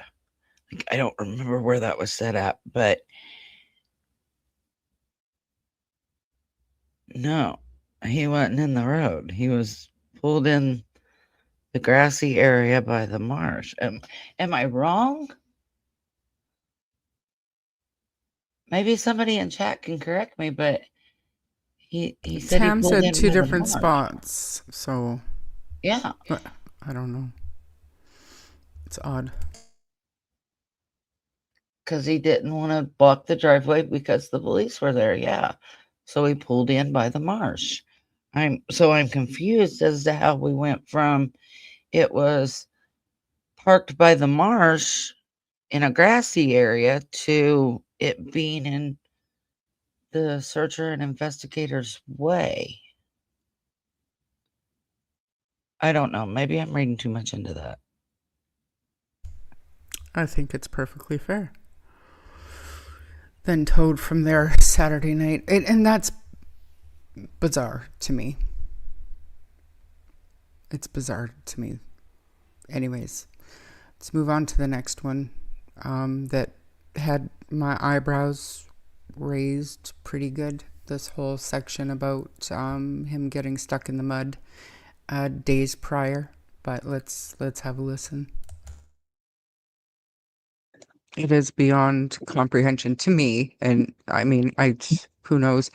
Have you heard recently that people are saying that your vehicle got stuck in the mud? And we have a question here. If that's true, who helped you get your car out of the mud, and why did you squash it? Oh, I squashed the car. Yeah, well, my car got stuck many days in advance. It wasn't like the night before or anything like that.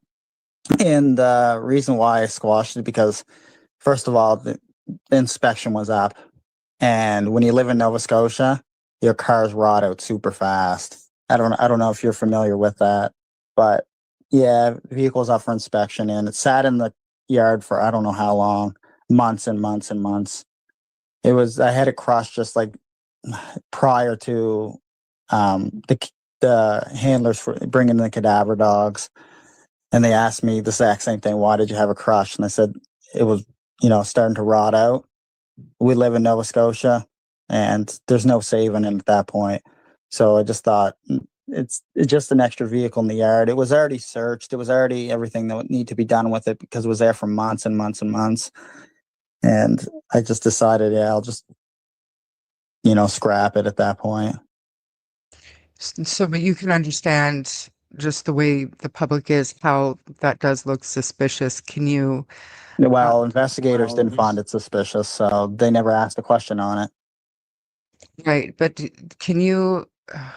After it sat there for like, I don't know how long, 4 or 5.5 months, it was, they had all the time in the world to do whatever they need to do with it.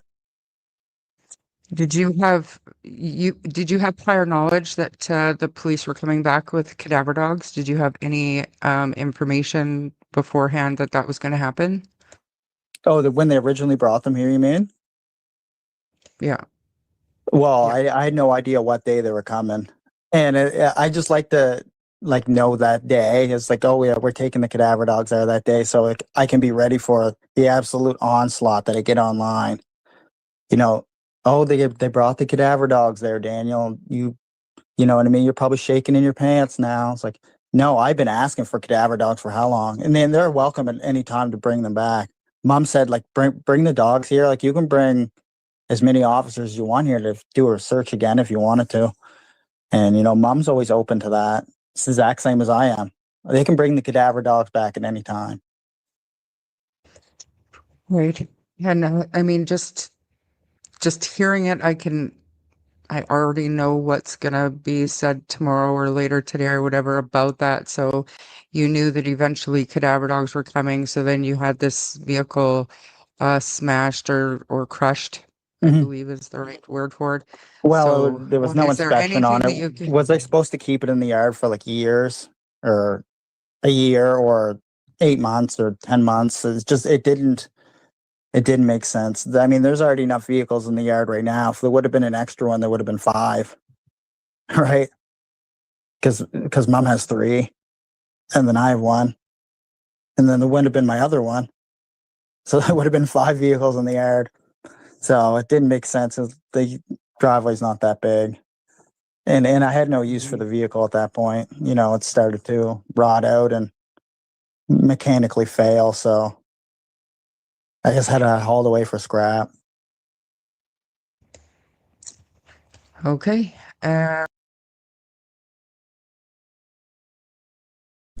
Sorry, I hate that. I can't find my unmute button. You're scrapping a vehicle, but you can't get rid of old washing machine, dirty mattress, etc. Give me a break. And he just said that Janie had 3 cars in the driveway. He had 2. It could have something to do, helicopter, with it being Janie's property. I'm not trying to make excuses, but there could be an explanation for it. But there is another part, because I asked him, I had to go deal with Harley. So I asked him to go over Wednesday. And after we listened to him going over the Wednesday, I think that would be a good time to get back over into the document. Okay. Do you have anything to add right now, Melissa? Okay, so just quickly, I think I figured out my answer to the whole vehicle being towed, so I can put this to bed real quick. On the DT show, Daniel at 26 minutes and 30 seconds said that I was actually, when they were arriving, I was actually coming back to the house in the car. I couldn't park in the driveway because the RCMP was stopped in the yard, right? And they were just starting to walk down to talk to Malaya. So what I did is I parked the white Nissan Pathfinder. That is the car Malaya owns, the 2017 white Nissan Pathfinder, over on the right-hand side of the marsh, going towards Lansdowne Road. There's a marsh that's right beside the house there. You can probably pull it up on the map. There's a little driveway that's right beside it. It's about 100 feet from the house. That's actually the marsh there, because I guess they had pulled it up. I don't remember without going back and looking. There is a little driveway right on the left-hand side there. Yeah, right there. That's where I parked the white Nissan Pathfinder. Then he jumped out, and they told him he couldn't go in the woods, blah, blah, blah, blah, blah. And then later on at 27:58, he said, yes, it was actually towed by the commander of operation. The guy's name was Josh. He was actually pretty pissed about where they left it, and they left it right at the bottom of Lansdowne Road when they left. So that's why it was towed. So he was pretty pissed about it and said that's pretty GD. The vehicle is always in the way of the search vehicle, right? So he said he had to have it towed out of here. It was a White River towing or something like that. Yeah, he wasn't happy about where it was left because they used that road quite a bit. So I guess I did hear that, and I just didn't remember that. That is actually in the document. Oh, okay. Good to know. Just Jeannie, you're very right. And I realized that when I did the first replay, because I'll replay my stuff to, try to refresh my memory, whatever. And like I said, I watched this one as I was driving back. So I will say this, and I don't care if Janie and Daniel are watching, but I was taken aback. I was not expecting Daniel to say that he knew the cadaver dogs were coming and decided to have his car towed and crushed. Having said that, that doesn't mean that there's anything nefarious there, but I was not expecting to hear what I heard. I was not expecting his answer, because all I could think right away was, even for me who tries to keep an open mind, that for me sounded extraordinarily suspicious. And then he added on to it by saying that, Major Crimes didn't find it suspicious, or the investigators didn't find it suspicious. They had all the time in the world to investigate it, which is true. All of it did make sense after a while. But at the time, I was like, oh boy, that doesn't sound good. Do you know what I'm saying? Like, so you chose that particular vehicle to have it towed and crushed, even though there were four other vehicles on the property, and probably two of those were operational, whatever. Why did you choose to do that to that one, knowing that cadaver dogs would be coming? So I wasn't expecting his response, and that's why I didn't follow up with that. Again, this was Daniel in chat. I was way behind in chat. If you guys remember, my mods called me and said, you're behind. Daniel's in chat. He wants to come up. I had no idea, was not prepared. And that answer threw me off. It really did. I was like, oh boy, you know? So I just wanted to explain myself on that one. Go ahead, Melissa, with that one. So Cool J has a fair point here. That crushing a car is way more suspicious than trading a car in for a new one. Fair point. But, I think a lot of this, if we look at it, like RCMP had the chance to close this scene down, right? RCMP had the chance to really investigate this scene, and you can go back and say, well, this was a tragic accident, so we locked this scene down for nothing and we searched for evidence for nothing. You can't go back and say, well, a year later, 3 years later, whatever, well, there was foul play. You can't now go back and see the scene as it was that day. They should have, and in my opinion, failed in not investigating it as if it were a crime scene from the get-go. Therefore, that car would have been searched. But how long is he supposed to hold on to a car that's not running either? So I can see both sides of, yes, it is more suspicious. However, the RCMP had a chance and failed to do it. So that's on them, not on Daniel. I see what you're saying, and I agree, but again, how long is somebody supposed to hold on to something like that?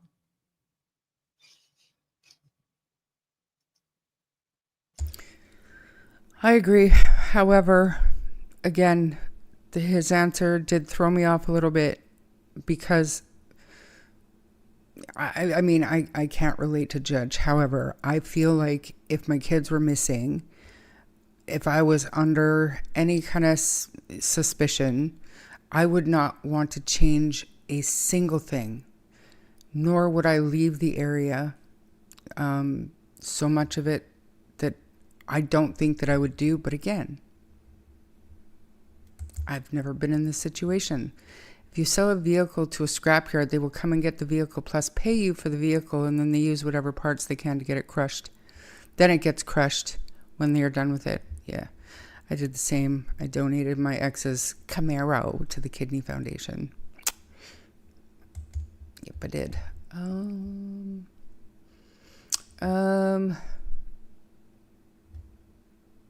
More people need to speak up. Welcome in, JBE. I think Jack and Lily are in water, but tied up, but in bags or something. Graphically specific. You never know, though.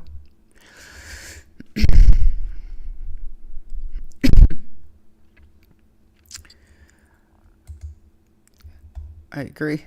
They absolutely can. They absolutely can. Hopefully the RCMP did due diligence and checked the crushed car for anything suspicious, blood, vomit, etc.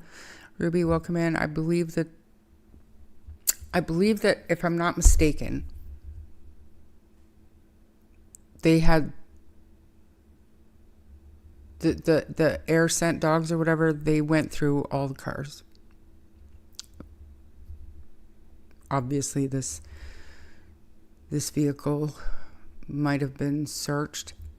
But anyways, again, let's get back to this video, and the next part, like I said, is Daniel explaining to us about Wednesday, and then from there we'll see where we're at, where Melissa's at for time, and get back to the document. So I'm gonna hit play now. Wednesday when we went over to Truro and did laundry and everything. Well, Malaya did it while I watched the kids. But yeah, we got up that morning and then we got ready and we went over to Truro to Patty's house. She lives in Bible Hill. Well, she used to live in Bible Hill. And so we got over there. We had like 5 or 6 bags of laundry. And she said, we're going to be over here for most of the day. I might as well do laundry. And I said, all right, like, because she doesn't see her grandmother that often, right? And Patty would be 70 now. So, and, Patty's not in the best of health. But I'll continue with the story. We went over there, we were doing laundry, and Malaya was doing laundry. I was watching the kids for most of it in Meadow.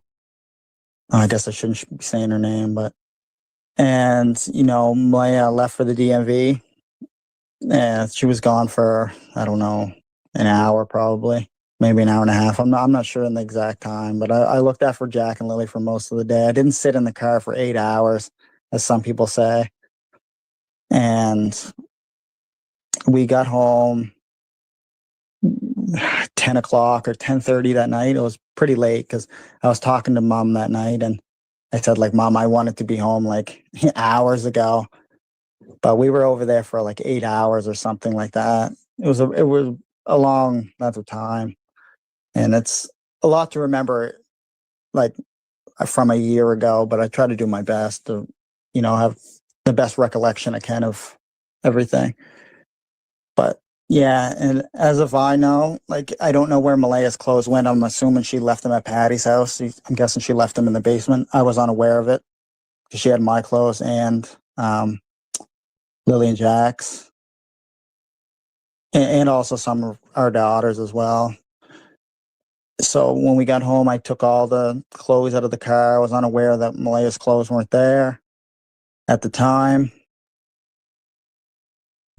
Melissa, can you go through, while we're listening to this, can you find in your document Daniel's statement to the RCMP in the court docs? Can you find that specific topic in those court documents? And then we'll look at that when we're done here. Yeah, that's what I'm trying to find now. Excellent. Yeah, because I've heard it 100 times if I've heard it once, that Daniel told the RCMP in a statement that he waited in the car. And that's not how I read it. Not on the Wednesday when they were doing laundry. He wasn't in the car all day. But it didn't make sense, because if Malaya left with the baby to go to the DMV, who was babysitting the kids inside? And how would he know about the black? Anyways, I'm going to continue this, and hopefully Melissa can find that. So I'm guessing she did leave them at Patty's. So in saying that, her leaving me was premeditated. So, that's really the most I have to fill in on that. There's not really too many details that stick out that are, in my mind that give any more detail. I asked investigators on Wednesday, they could triangulate Malaya's cell phone and the GPS in her car to see if she went anywhere else other than the DMV. And, because Cindy works quite close by, she works at the hospital in Colchester. So that's pretty close, and right in between that's Walmart. So I said, like, check all the cameras, check if she went to the DMV, what time she arrived. So, and I'd like to say, like, I had a phone conversation with Daniel at some point after this, and I had asked him about, like, what time did you guys leave Patty's on Wednesday? And he told me they left around 7 o'clock and they went to Walmart, but they didn't get home till around 10:30. So I'm like, okay, so what did you guys do? And they were shopping. They were grocery shopping and stuff. I should have asked what they bought, but at some point it gets redundant to me. Were you able to find that, Melissa? So I have his statement pulled up, and I'm not seeing. Do you want to share it, and I'll put it up and you can scroll through? Yeah. Where's my damn mouse? There it is. Entire screen. Yeah, we don't need the volume because there really is no volume. Oh shit! Sorry, I'm I'm unmuted. You're hearing me walk myself through it. So this is under the statements to the RCMP. And I put them in there, but I went to the actual court documents themselves so that I could read it directly off of there. So Daniel provided 2 statements to the police on May 2nd and May 4th, and this is the following is a summary of what he said. We all know this, but when asked about Friday morning, Daniel said the following. One is that Daniel said he was in the bedroom with Malaya and baby M, who were in bed with him. Lily came in a couple times. He did not check his phone to see what time it was. Blah, blah, blah. Right? We all know what he said there.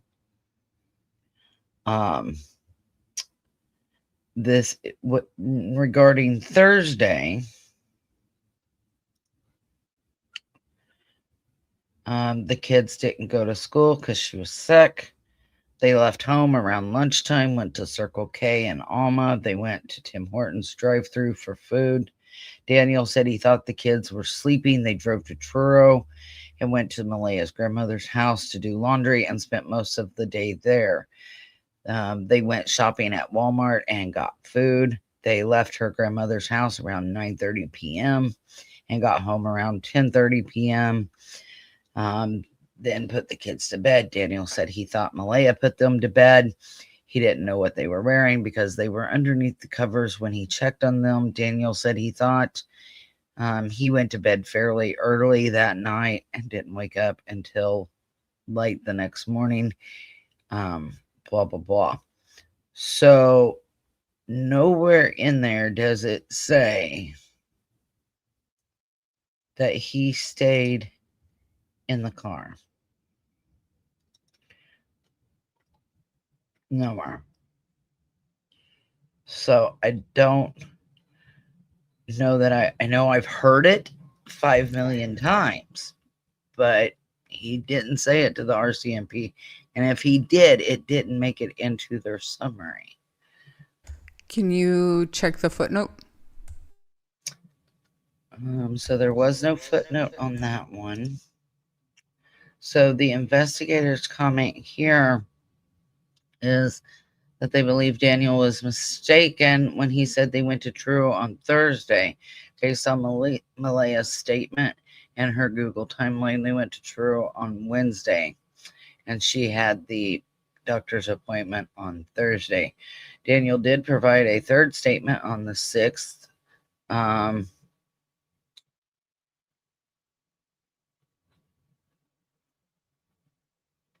was looking. Again, it doesn't say that. And it just said that the footnote for this is that it was listened to on the 12th. So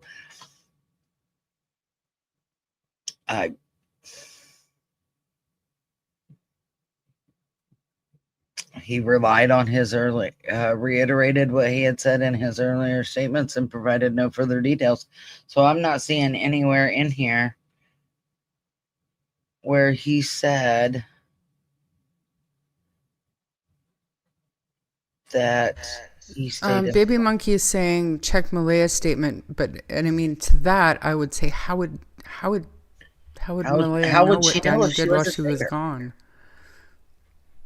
You know, but I mean, people say they read it, so I do want to find it. You know. Okay, so let me go down here to. Let me find it. Popeye, wasn't it a blue Dodge Journey? I could be wrong, but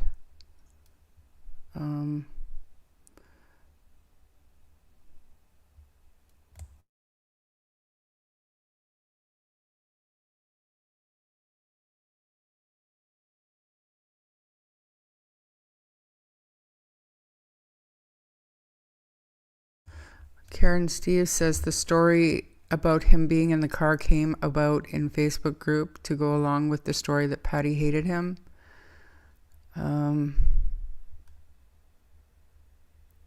I mean, I would totally believe that, 100%. But I don't think that Patty hated him. Why would he feel so comfortable to go over and tell Patty that he passed his poly? You know? And yeah, I don't think that he said that in the court documents, that he waited in the car, because all day long, it would have been all day long. He said in this interview with me that they were there for probably 8 hours that day. Okay, well, let me ask you this. They drove Malaya's car, the 2017 Nissan Pathfinder, to get the license plates. So how the hell did he wait in the car if she took said truck, SUV, whatever you want to call it, to get to the DMV? What am I missing? Are they saying he waited in Patty's vehicle? Right. Like, none of it makes sense. And I don't remember. I remember hearing it a lot from people, but I don't remember ever reading it in anything official, you know? So I was like, that doesn't make sense. And people say that he's, you know, there are different stories. He's changed his story, but I think that the change of story was the mix up in the days. And I'm not saying, I think it's probable that he might have said he usually waited in the car when they went to Patty's. And remember, like, allegedly, Malaya would get Patty's credit card. So on those visits to Patty's, is that possible that that's when Daniel may or may not have said that he waited in the car? But to say that he waited in the car while Malaya did laundry doesn't make sense because of how long it was, number one. And number two, Malaya left with the baby to go to the DMV. So, thank you, Michelle. The two Dodge Journeys, Logan drove a darker gray one. Daniel's was a greeny blue vehicle. Thank you. And Tam says, I can't see Patty making anyone sit in the vehicle for several loads of laundry. Even if she didn't like him, I don't see Patty as a mean person. She let him live there after 2 weeks dating. Right. And it wasn't on the live stream interview. I think it was a couple of days after I had a phone conversation with Daniel, and I was asking him more about Wednesday. And I asked him, what was Patty doing while Malaya was gone and you were there with the kids? Because I was curious, did anybody else see Lily get hit in the face with this Tonka truck? And he said, you know, Patty, she spent most of her time in her bedroom, but she would come out and they did have a conversation and she was fine. She has her TV in there. She likes her privacy, whatever. So, you know, he said he didn't remember if Patty was in there or not. But, yeah, thank you. Cool. And not in the court documents, right? Okay. This is the problem. When things get mixed up, and it's nobody's fault, they get mixed up, but we're sure of something. We're sure we've seen something. So this is the problem. Do you think we will be able to find out what actually happened with Jack and Lily because of the Privacy Act in Canada? I believe that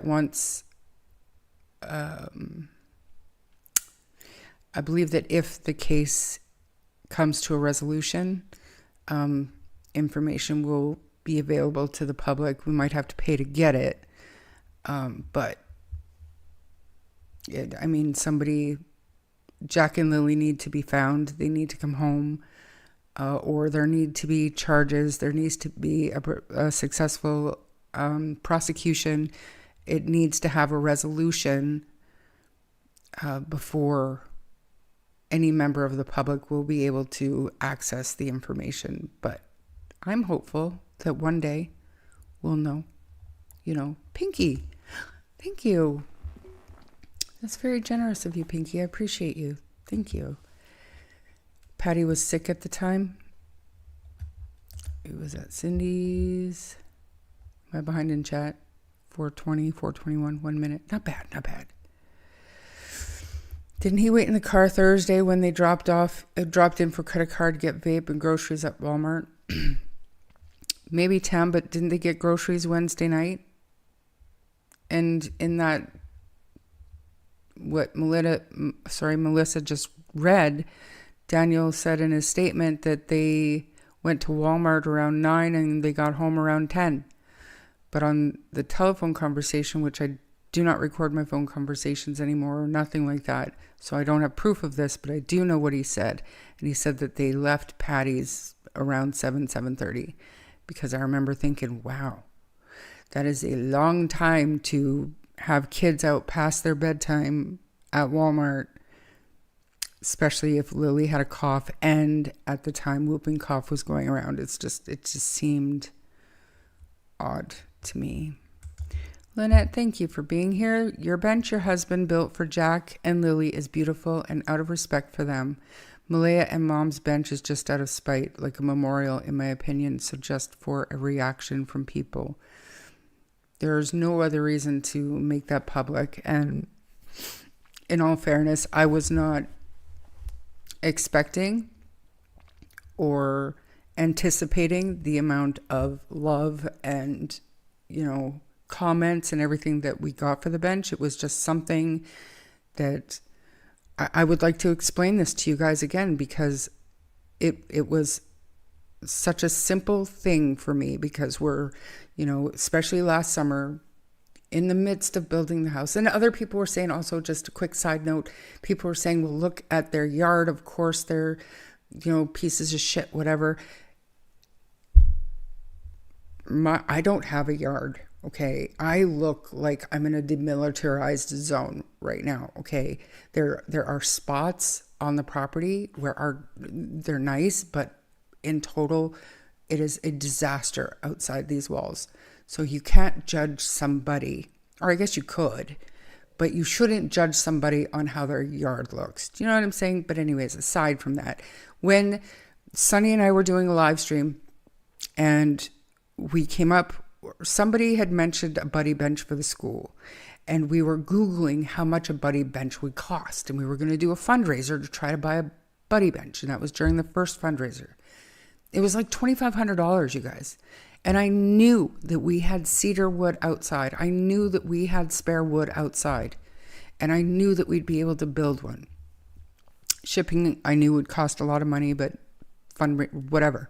So it wasn't a matter of they need a buddy bench and I'm going to swoop in with this buddy bench because I'm just so great. That wasn't what it was. It was like, I am not going to allow anybody to spend $2,000 on a fucking bench that we could build for almost for free, which honestly, all in, I spent $123 of my own money for that bench. That was it. And then Sky Painter came in with her, resources to get that bench shipped. So, it wasn't a matter of, doing it for the accolades and the rest of it. But when you do something like that as a parent or the friend of the family or whatever, and you say, we don't need the recognition for it, like taking a cheap shot at me. I didn't do it for recognition either. I did it because I thought $2,000 for a fucking bench was ridiculous and something that we could do easily. That's why I didn't do it for recognition either.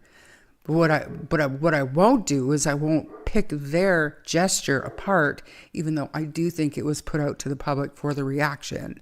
So I agree with you, Lynette. And that was a long, drawn out, unneeded explanation. So I totally apologize. Thoughts, Melissa?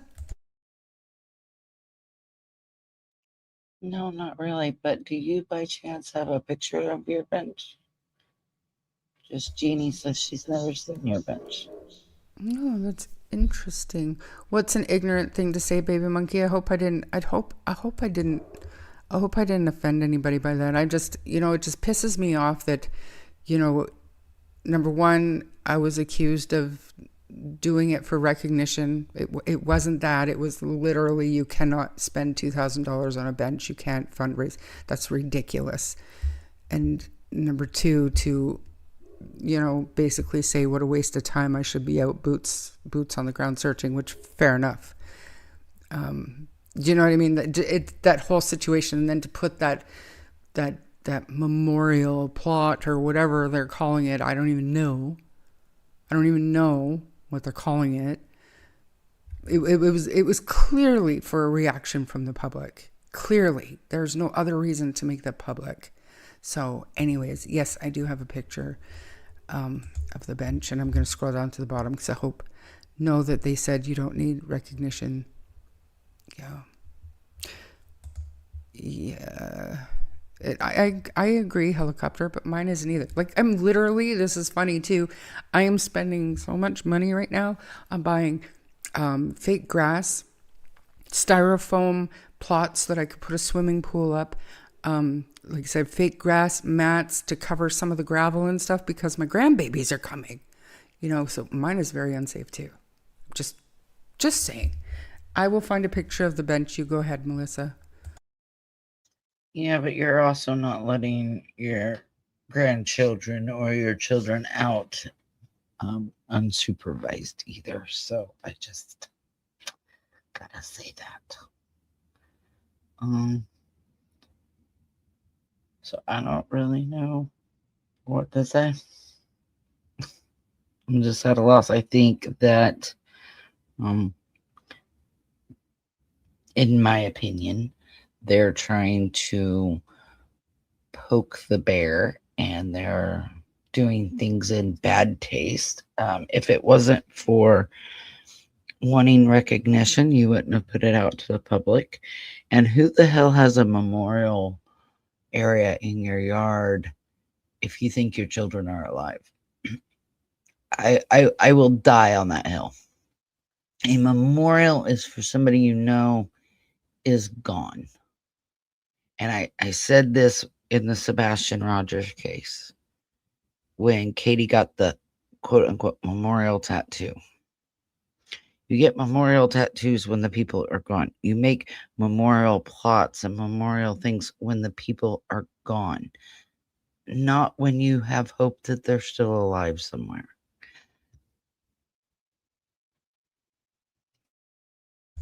Yes.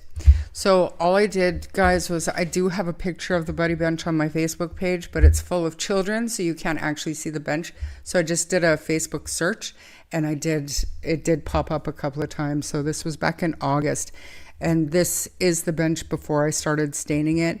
I did put 6 coats of high quality varnish on it, but that is the finished product before I engraved the names in it and before all the stain went on it. Very happy to see, like this here, you can see all the kids on the bench. But I do have pictures on my phone of the bench with nobody sitting on it. And it survived the winter. Like, it still looks fantastic. And this here is a picture of the bench in getting ready to be installed. The school had to put a plaque over Jack and Lily's names that I had right there. There it is right there. I had engraved Jack and Lily's names in it. And the school board doesn't allow memorials. So I talked to the principal who had meetings with child psychologists and everything else. And they decided that it would trigger the children to have Jack and Lily's name on the bench. And so we negotiated, I lost, and the Salt Springs Elementary Buddy Bench plaque was put on the bench.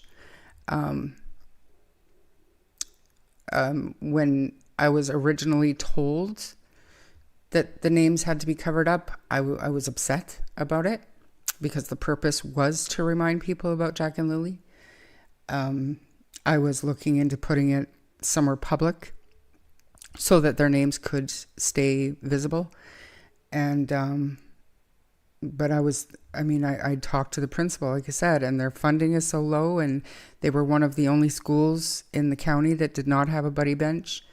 There was another person who promised to donate a bench that didn't go through. And when I talked to Ian about it, he said, well, Jack and Lily's names are always going to be there. The teachers know, the parents know. And so the purpose of the bench was to allow the children to have a bench. So I chose to allow them to put the plaque on it. But yeah, so there it is, you guys. There's a bigger one with the plaque on it. I did have a video somewhere of me engraving. That was a nightmare. But anyways, there's the bench. Not my bench. This is my bench. I like the picture, like the Jack and Lily. I practiced on so much wood. I went out and I bought one of them. Can't remember what it's called. Dremel? Router. A Dremel. I went out and I bought a Dremel and all the attachments, and then I got a bunch of different little chunks of cedar, and I practiced writing Jack and Lily's names before I attempted this, and I was sweating bullets when I first started carving into this thing. Sweating bullets. But anyways, I would like to continue with the document. How are you doing for time, Melissa? I'm good. Okay.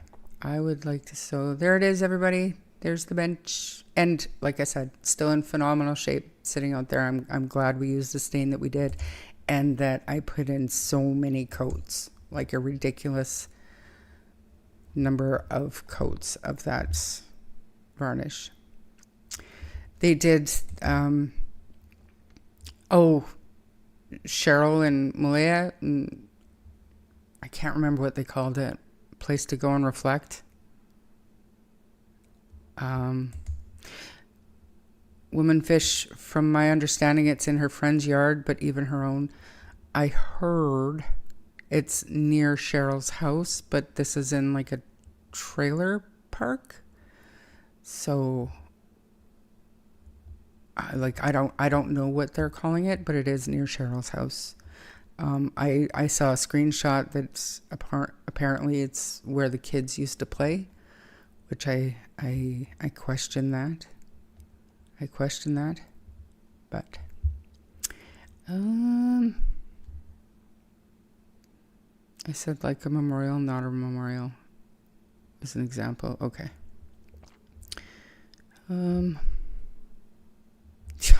I just looked up what Scissor Sisters mean. It's vulgar. Yeah. Cheryl said it was in her backyard. And so somebody, and I'm not going to say who, but somebody who knows Cheryl did a Google Earth of her address and saw the area. So it's out behind Cheryl's place. Just myself, I mean, I have questions. How often did the kids go and play there?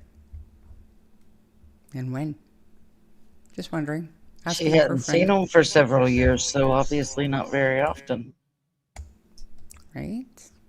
I mean, nice bench. Good job. Good job. Let's carry on. So I don't know what you want to look at on here. I mean, I kind of feel like adding any more at this point, unless something major comes out, is kind of pointless. This is all coming out totally wrong, but the majority of the factual information is there. And like it was up to date as of a month ago. So nothing really has come out since then. And yeah, I could come in here and change this to go like I did like here, but quite frankly, I've been gone and I haven't had time, and I get 12 to 24 hours a week home. This week, I'm fortunate. I've got a little over 24. I have to leave tomorrow, but I don't.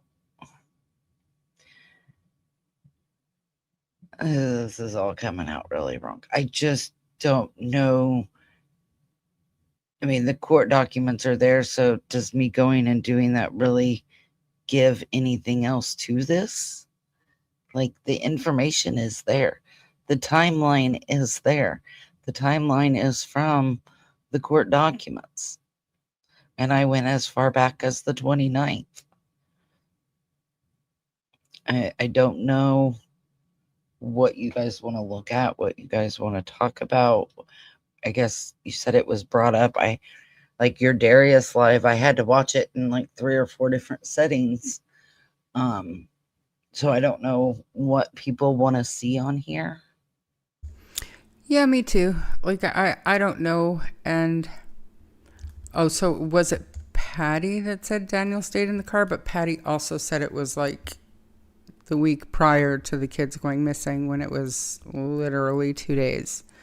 So Maritska is saying check page 23. And I mean, honestly, could these huge discrepancies be because could that be why Patty was allegedly given a poly? Because, you know, Patty said that it was over a week since they were there, and Daniel waited in the car. Like, all these things absolutely matter. So that would make sense to me why they would have given Patty a poly. You know what I'm saying? So we'll see if the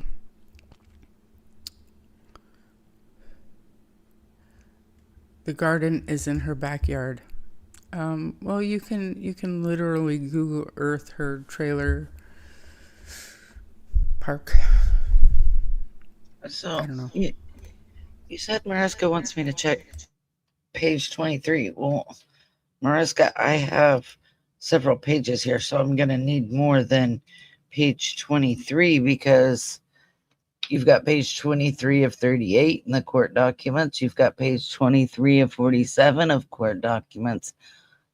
What are you wanting to see?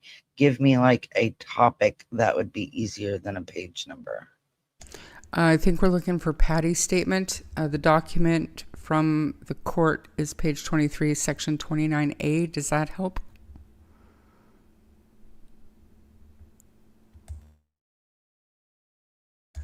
(23 of 38). That will help.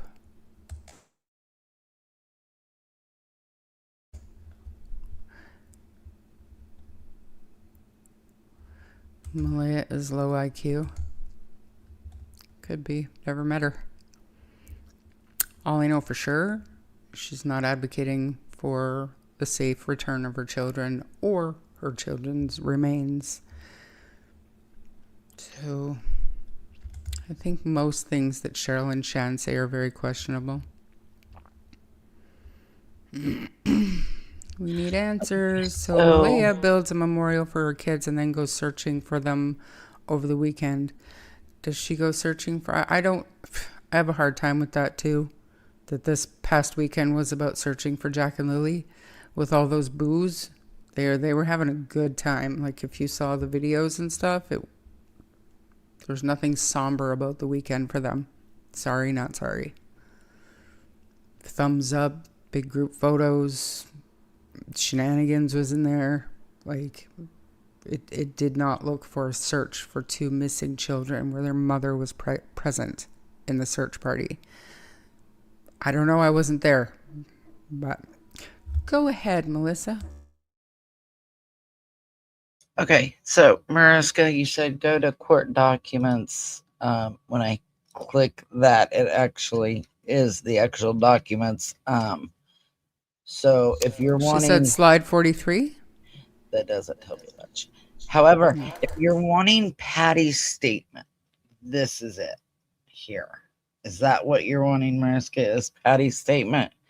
Because Patty said she last saw them when they all came to visit. She was not sure of the date, but it was early in the week, 1 or 2 weeks ago, when they came over. And Daniel stayed in the car and Malaya did laundry. Is that what you're talking about, Mariska? But she was saying a week or 2 ago. So how much can you rely on? Yes, it was Patty that said that he stayed in the car. It says it right here. Daniel stayed in the car and Malaya did laundry, but literally the sentence above that, but said it was early in the week 1 or 2 weeks ago. So it was literally 2 days prior to this, 3 days prior. When did they go to do laundry? Hold on a minute. Was it the 1st? Right. And you, like, I just want to say that from Durwood, I recalled Durwood saying that Patty may have a little bit of a drinking problem and or like onset of dementia or something. So clearly, but again, those accusations or allegations would make her not a great candidate to do a poly, you know? So it's odd. It's odd. I mean, you're talking 4 days prior, and she's telling you it's 1 to 2 weeks ago. I mean, yeah, 4 days isn't that far from a week ago. I get that. It's only 3 days off, but it's by nowhere 2 weeks ago. So, and again, how could Daniel stay in the car if they brought Malaya's new vehicle and she took it to the DMV? So even though Patty said it still, there's things that make me question whether or not, and I'm not saying she's lying or intentionally being deceptive, but I think her memory is failing her personally. Yeah. And Maritsky even said, you're all discussing when Daniel said it, but in the documents, it's Patty that said it. Doesn't mean it's true. As we all know, she is elderly and, you know, allegedly was given a polygraph test, and this is probably why. But that still doesn't sit well with me. Why would you give an elderly person with possible dementia a polygraph test? You know, if they've already corroborated that Daniel and Malaya were there through her Google Maps, if they would be able to confirm that that's where they were and that Malaya left and went to the DMV. Like that's all easy pickings for the RCMP to verify. Easy.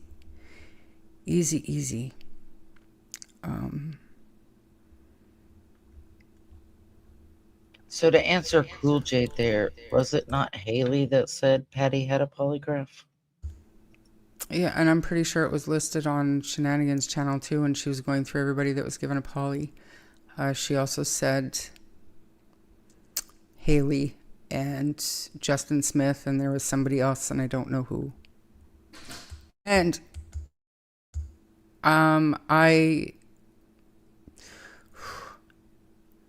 it might have been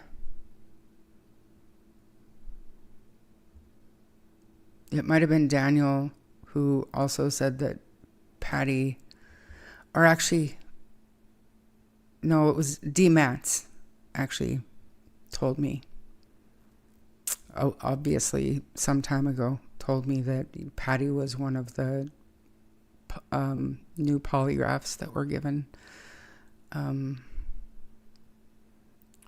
I think the poly was due to the conversation Malaya recorded of Durwood and Patty.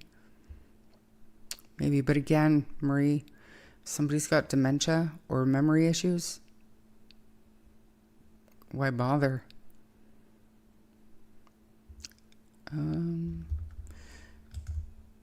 Is it in the docs? What?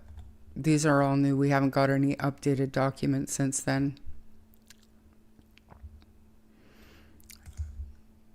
They're enjoying their party lifestyle off taxpayers.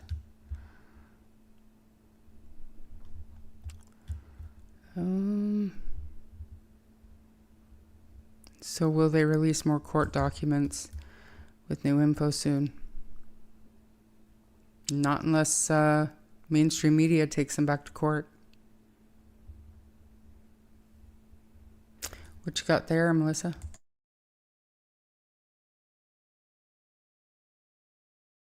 I was just making sure under the witness statements, because that's where you can find this. easily. Let me zoom out here. But under witnesses, you've got Patty here. I've got it listed what she said, but I wanted to make sure it wasn't on page through the 47-page document. But I was going to look and see if I could find it.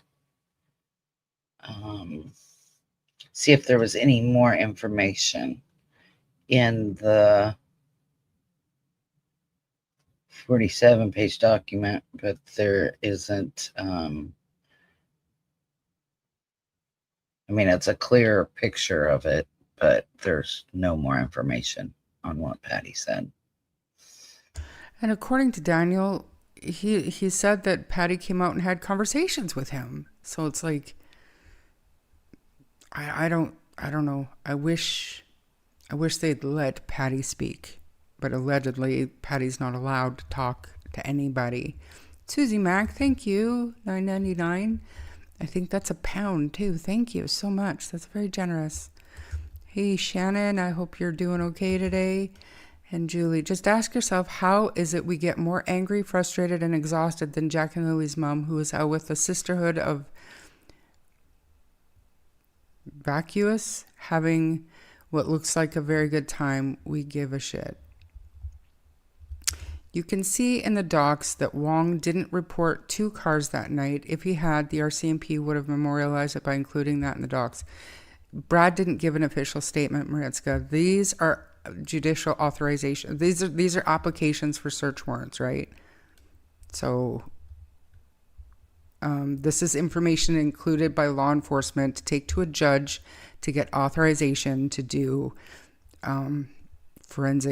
digital forensics and stuff like that. So this is not even close to everything that they have. And because Brad Wong didn't give an official statement to law enforcement, it wouldn't be in any kind of judicial authorization application, if that makes sense. Do you know what I'm saying? They have to take this stuff in front of a judge to get warrants, which they were successful, which is why they were okay with releasing it, heavily redacted versions, So, am I behind in chat? 4:30, 4:48? Whoa, I don't think I am. Oh, Brad, don't talk to cops. And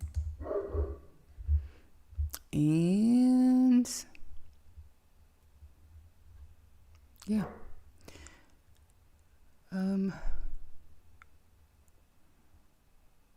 He didn't give them a statement. That's what I just said. Maybe you're behind. Maybe I'm not the one behind.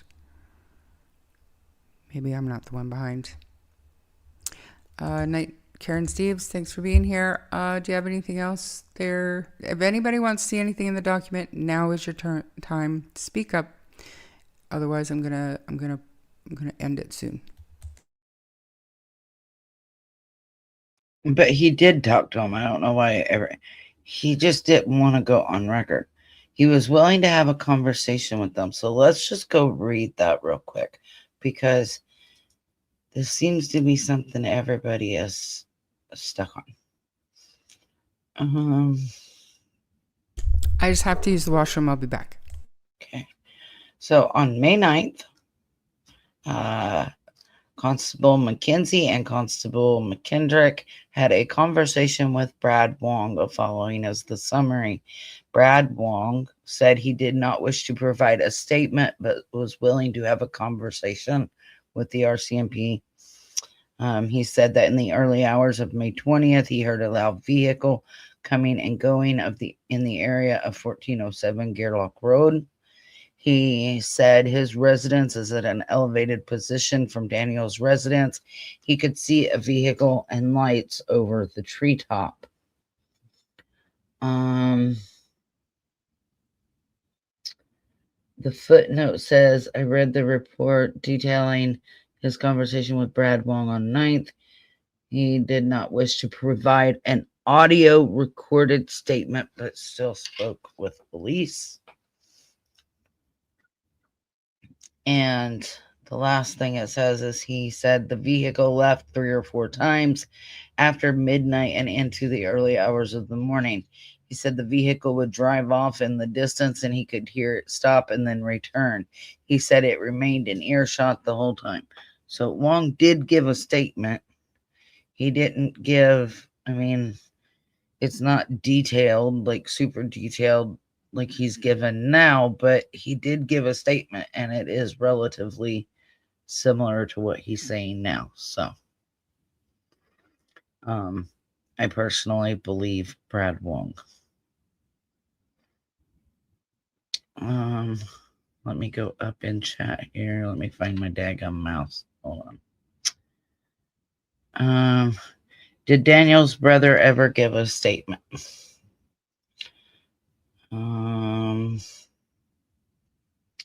Cindy, Chance, Justin Smith, Natasha Haywood,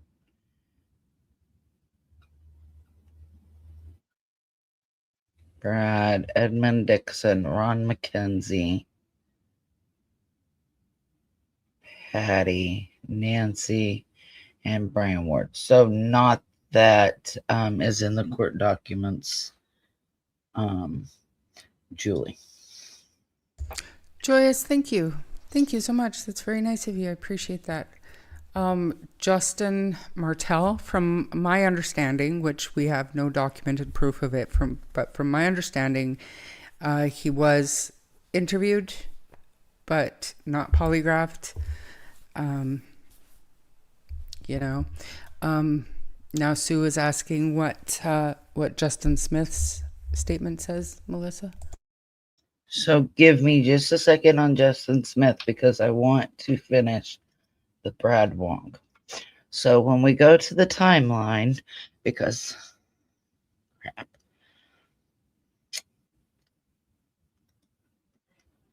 All right. So he said 3 to 4 times. That's what he told the RCMP. So let's go down here. First trip that Brad Wong heard. Second trip that Brad Wong heard. Third trip that Brad Wong heard. Fourth trip that Brad Wong heard. 3 to 4 times. So how did he change it? I'm just pointing that out. He said 3 to 4 times.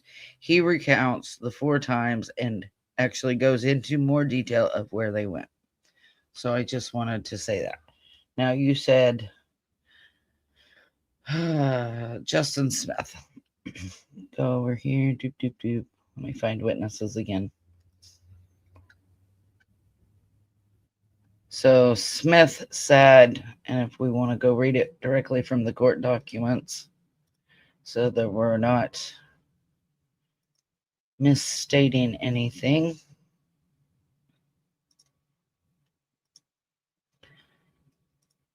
He lives in the area, and the following was the summary. Justin Smith said he was on good terms with the McKenzie family. He had helped Janie in the past.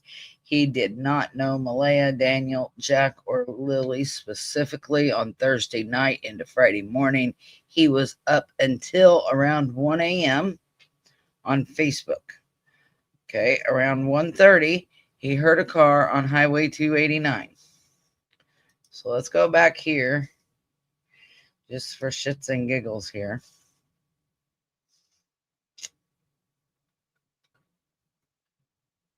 That would be what, the first, around 1:30. Let's see. What did he say on 289? 289. So there's that one. Let me make this smaller so I can actually see it here. So Justin Smith said he heard the car around 289.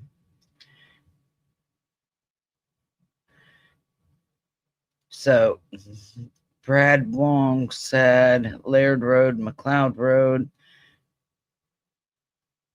Matheson, and Lansdowne. This one says 289. That's what Justin Smith says. Here, around by the railroad tracks near the area of Gerlock Road and Lansdowne Station Road. It made a noise, then went quiet. The vehicle was quiet for about 2 or 3 minutes and then drove towards Laird Road. Okay, so Laird Road. So here it's, Brad has it around between 12:22 and 1:05, and Justin Smith has it around 1:30. So they kind of, there's a little bit of difference there, but he later spoke with Brad Wong, who informed him Daniel's vehicle came and went 5 or 6 times that night. Now that is where is that, but this is coming from Justin. This isn't what Brad Wong himself said. Wong said the car Smith heard was Daniel. Smith helped with the search on Friday, Saturday, and Sunday, but did not find anything.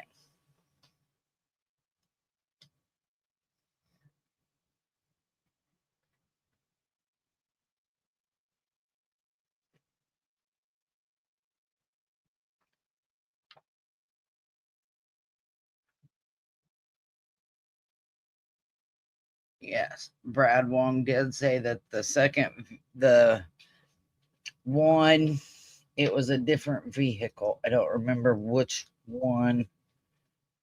Right here is where the car stopped between 1:10 and 1:45 a.m. according to Brad Wong on McLeod Road, which was the second trip. The car stopped for approximately 20 minutes.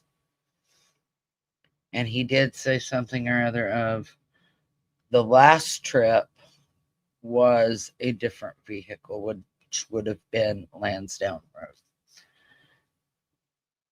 Smith would not change his story. It doesn't say anything about him changing his story. He's saying this is what he heard, and this is what Brad Wong told him. It doesn't say anything about that. So yes, so he helped search on Friday, Saturday, and Sunday. And don't forget, he's recently, more recently, been given a polygraph on this. So there was different times, as I know Sonny joked about, not sure what to believe. Yeah.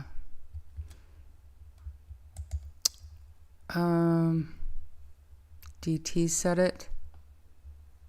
Is that supposed to take away or give it more validity? Because DT said a lot of things. He sure did. I don't feel good about Brad's story. Police don't support it. He refused a statement. He went searching with Teabag and Malaya. However, Angus, Rob McCammon did acknowledge the vehicles as being part of the investigation. It was something that happened that night, right? So I think that they're giving it the weight it deserves. Do you know what I'm saying? I just have to say, love me or hate me for this next statement, and I honestly don't care. But whenever I have had a question and I've gone to Brad and I've asked him, he's always answered me right away. If I've wanted something checked out, which has been at least once, he was on it. Didn't matter what time of day it was, he went at his earliest, daylight, he went. I'm not going to sit here and say he's lying by any means. He's not on Malaya's side. He's not on Daniel's side. He has children himself, and he wants Jack and Lily found. And when the blanket was found and the sweater was found, he went to his wife. He said, "Hey, is this ours? Did this come from our fire pit?" He didn't have to say it did, but he did.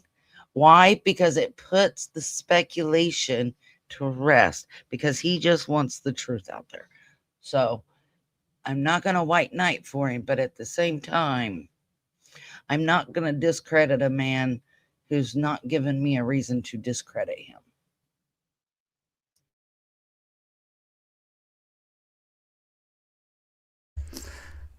Marie, I thought he was too. I thought he was staying at Lorda Park in his camper. Him and his girlfriend had just broken up, right? Sorry, chat. Tambourine. Wong was trying to convince Smith that the car was going back and forth 4 times or whatever number he says. Smith stuck to his 1 time, according to DT and according to his statement here. Good question, Lori Green. He said he ran into them in the woods and didn't tell them for some reason.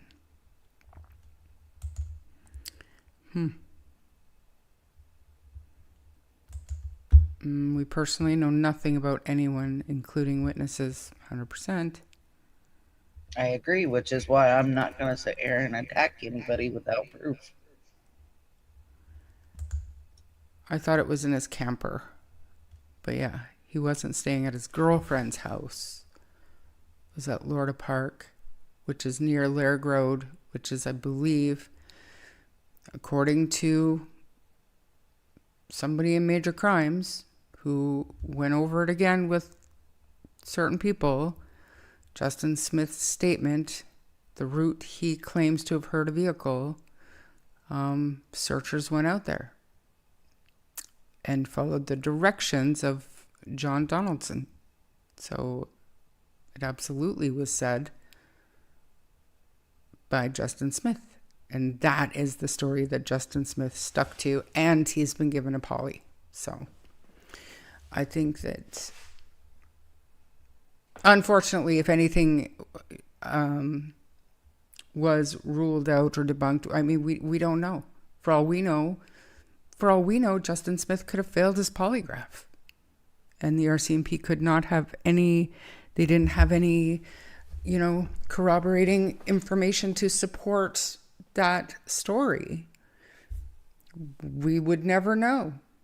So if Wong knew and heard vehicles and was worried about the kids, why did he not give a written statement? He doesn't like cops, doesn't trust them. There are many, many, many, many people, I'm sure in the States too, but in Canada, Nova Scotia, anywhere on the East Coast that has a major distrust of the police, that refuse to work with them. He didn't give an audio or written statement, but he still spoke with the officers. So many people are, well, he didn't write a statement or he didn't give an audio statement. He still spoke with them. He still told them what he knew, what he heard, his truth. He didn't have to give anything. He did that because there's 2 children missing.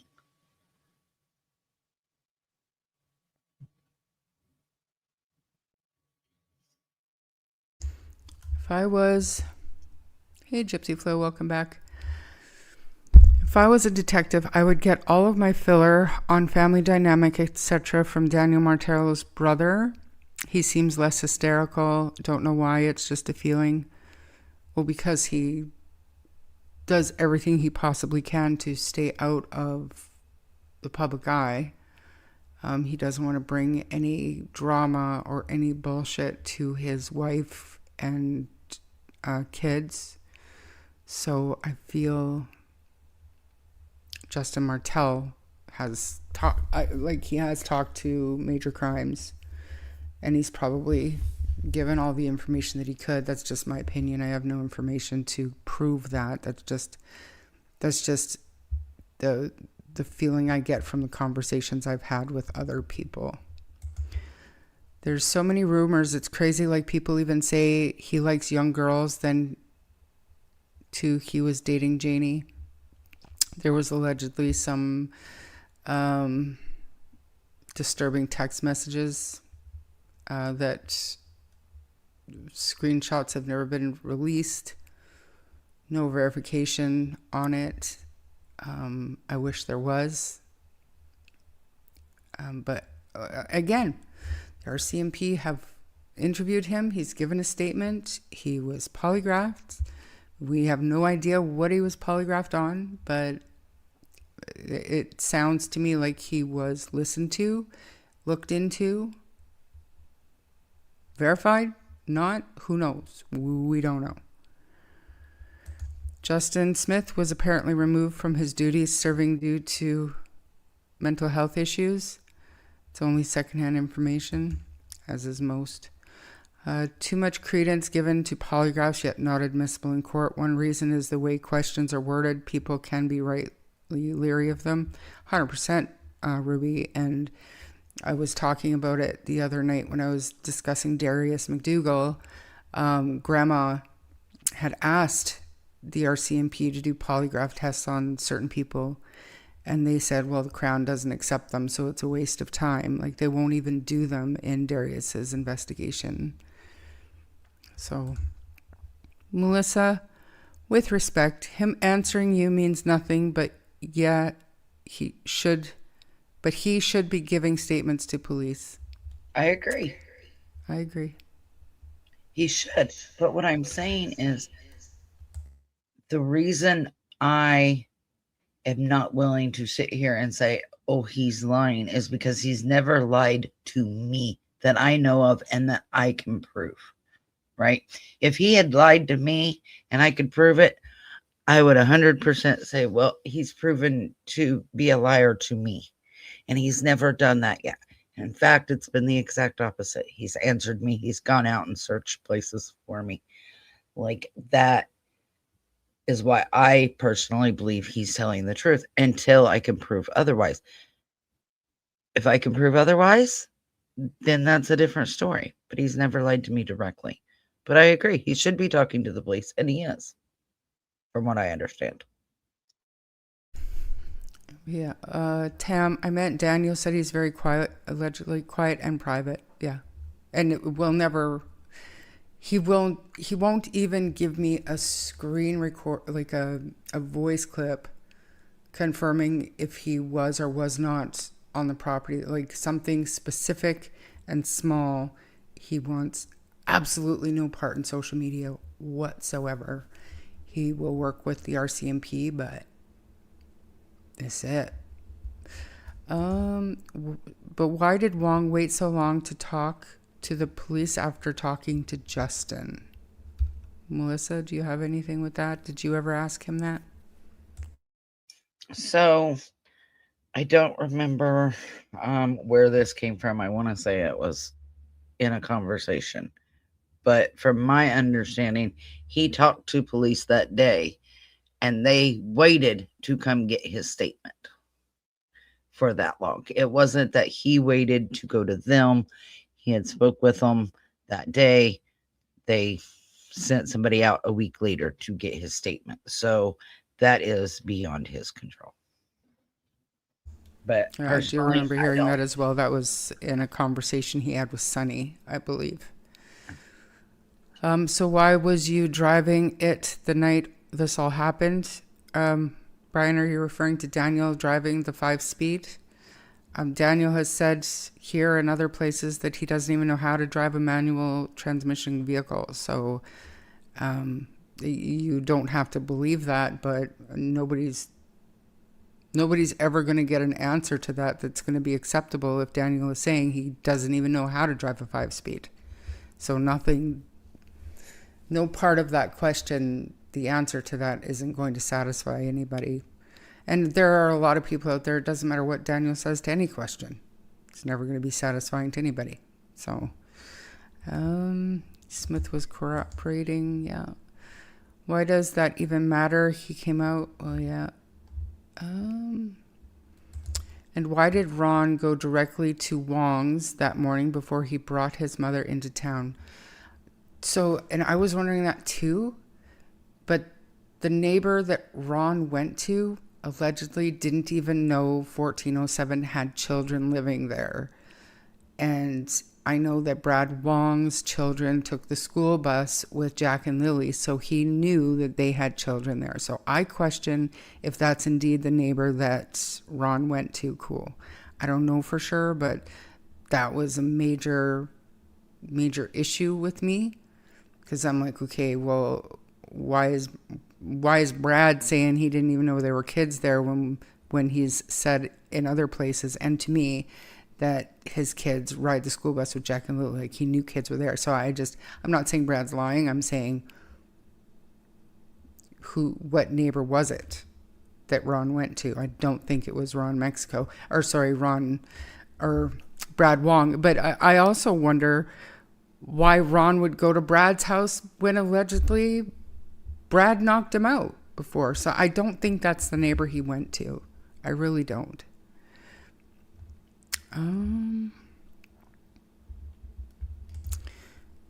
So is Wally was in the car and it had been gone through, but he was unable to get the vehicle. But why was his wallet in there? Why did he leave it? I'd like to know. Don't come at me, but I generally leave my wallet in my vehicle.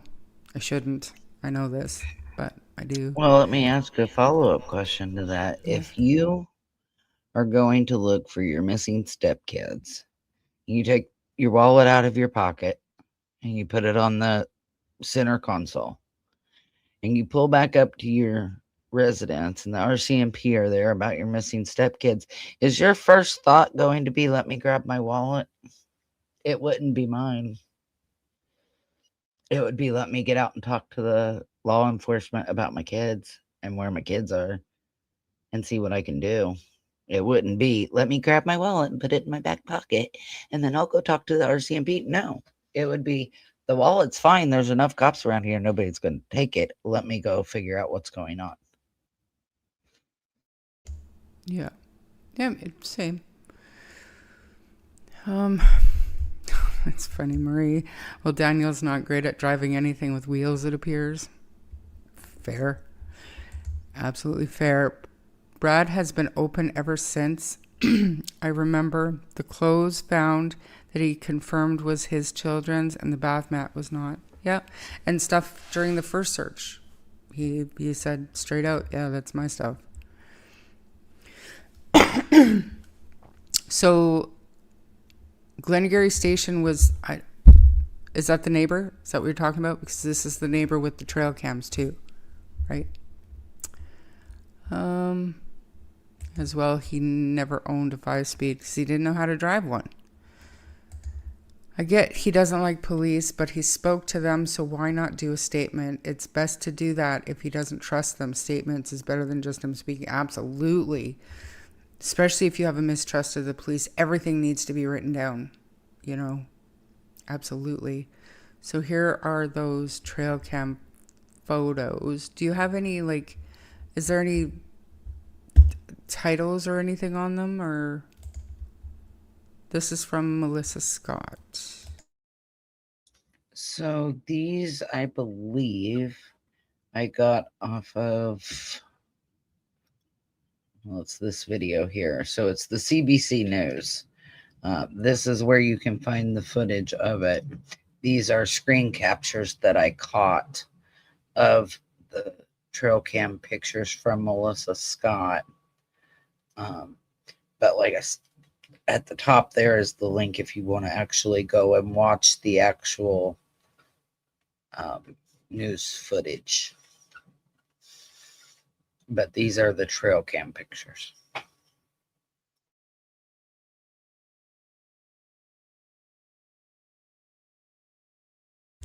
Okay. Daniel and Janie took a jab first at Brad, in my opinion, locking up their ATV because someone in the area took stuff from trailer and RV. They didn't name him though, so I mean, he probably knew who they were referring to, but we didn't. I mean, it's all internal local drama, in my opinion, and has very nothing to do with what happened to Jack and Lily. Their personal feelings towards each other. You know what I'm saying? So I've seen several people saying that the RCMP would ask for his ID. Taking a wallet would be natural for them.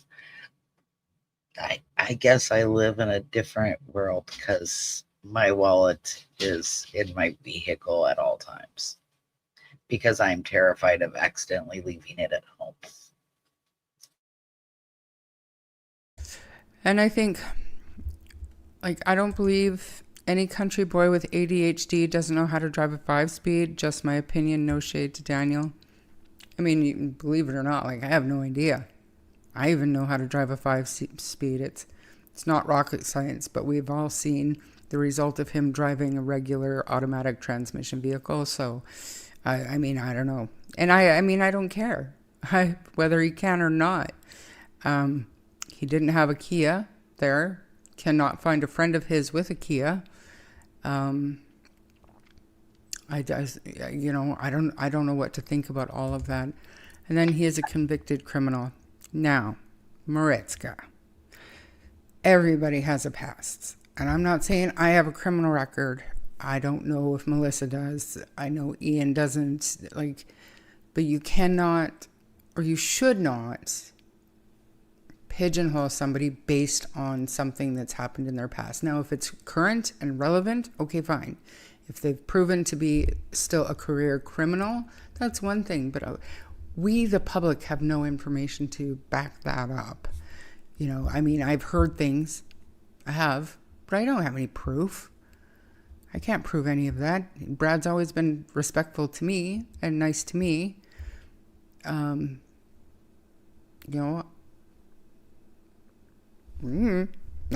hope he's telling the truth. A bicycle, you mean a motorcycle? He'd be dead already. Just saying.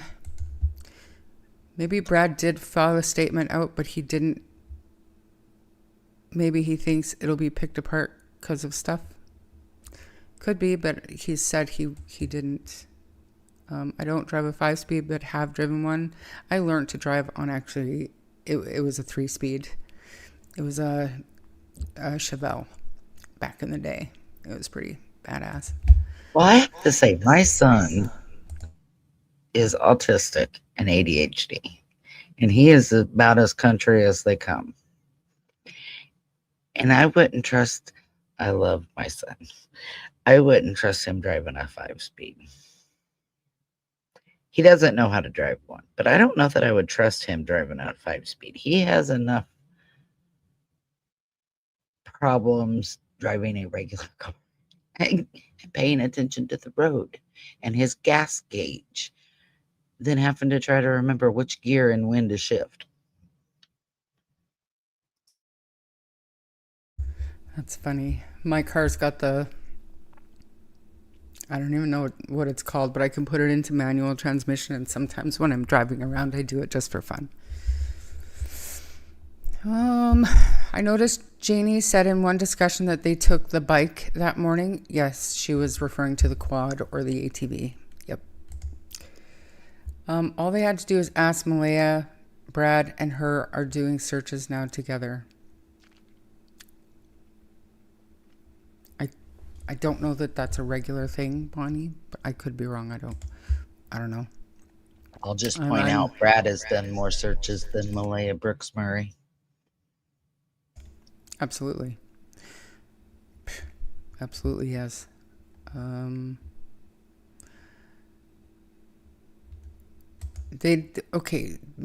I realize that, but they didn't say Brad Wong comes and steals our shit, so we have to keep it all locked up. They didn't say that. They said a neighbor.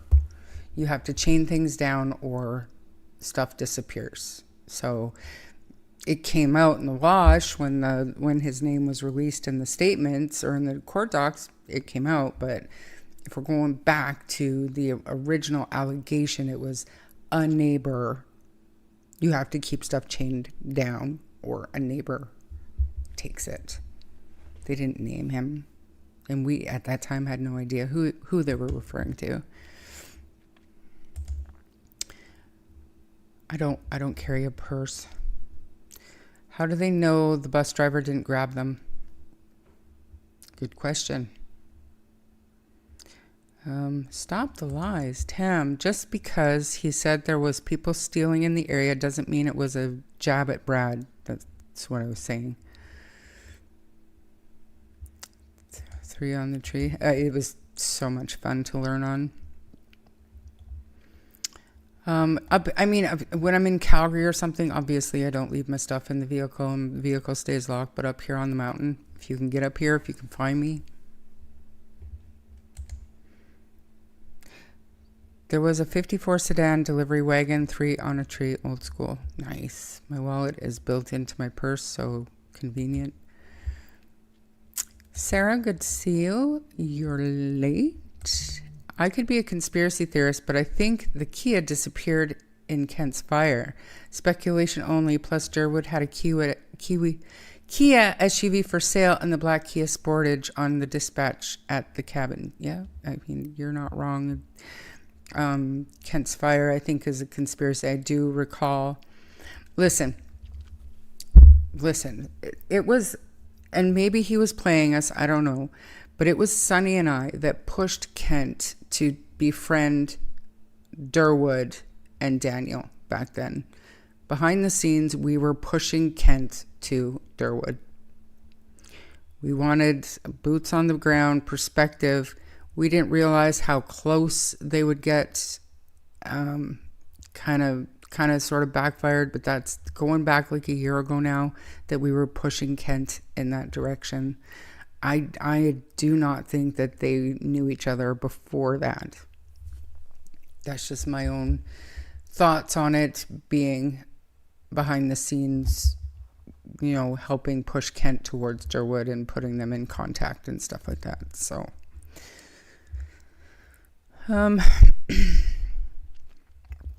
I just had some donkey break into my car today. Took about $3 and change. Don't you hate that? What year Chevelle? It was a 78. It was a 78. Yeah. I used to take mine to the street legal races in Calgary back in the day. They don't have those anymore, but good times. Excellent. Don't apologize. It's all good for conversation, Tam. It's awesome. I really appreciate everybody spending over 3 hours with me here today. Melissa, do you have anything else you wanted to talk about? I'm going to have to go feed Harley soon. No, I'm good whenever you are. Is the link to this document in your description? I know it's on your post on your page, and I think it's on mine as well, but it's in all of my Jack and Lily videos as well. No, and come to think of it, I should just put it, because I use a template for my description. And I might add like a sentence or something, but I should put it in there, but it is not. So if you do not have this document, Melissa, can you throw it in the chat, or do you have the ability to do that, or do you want me to? Because I could do it too, just as easy.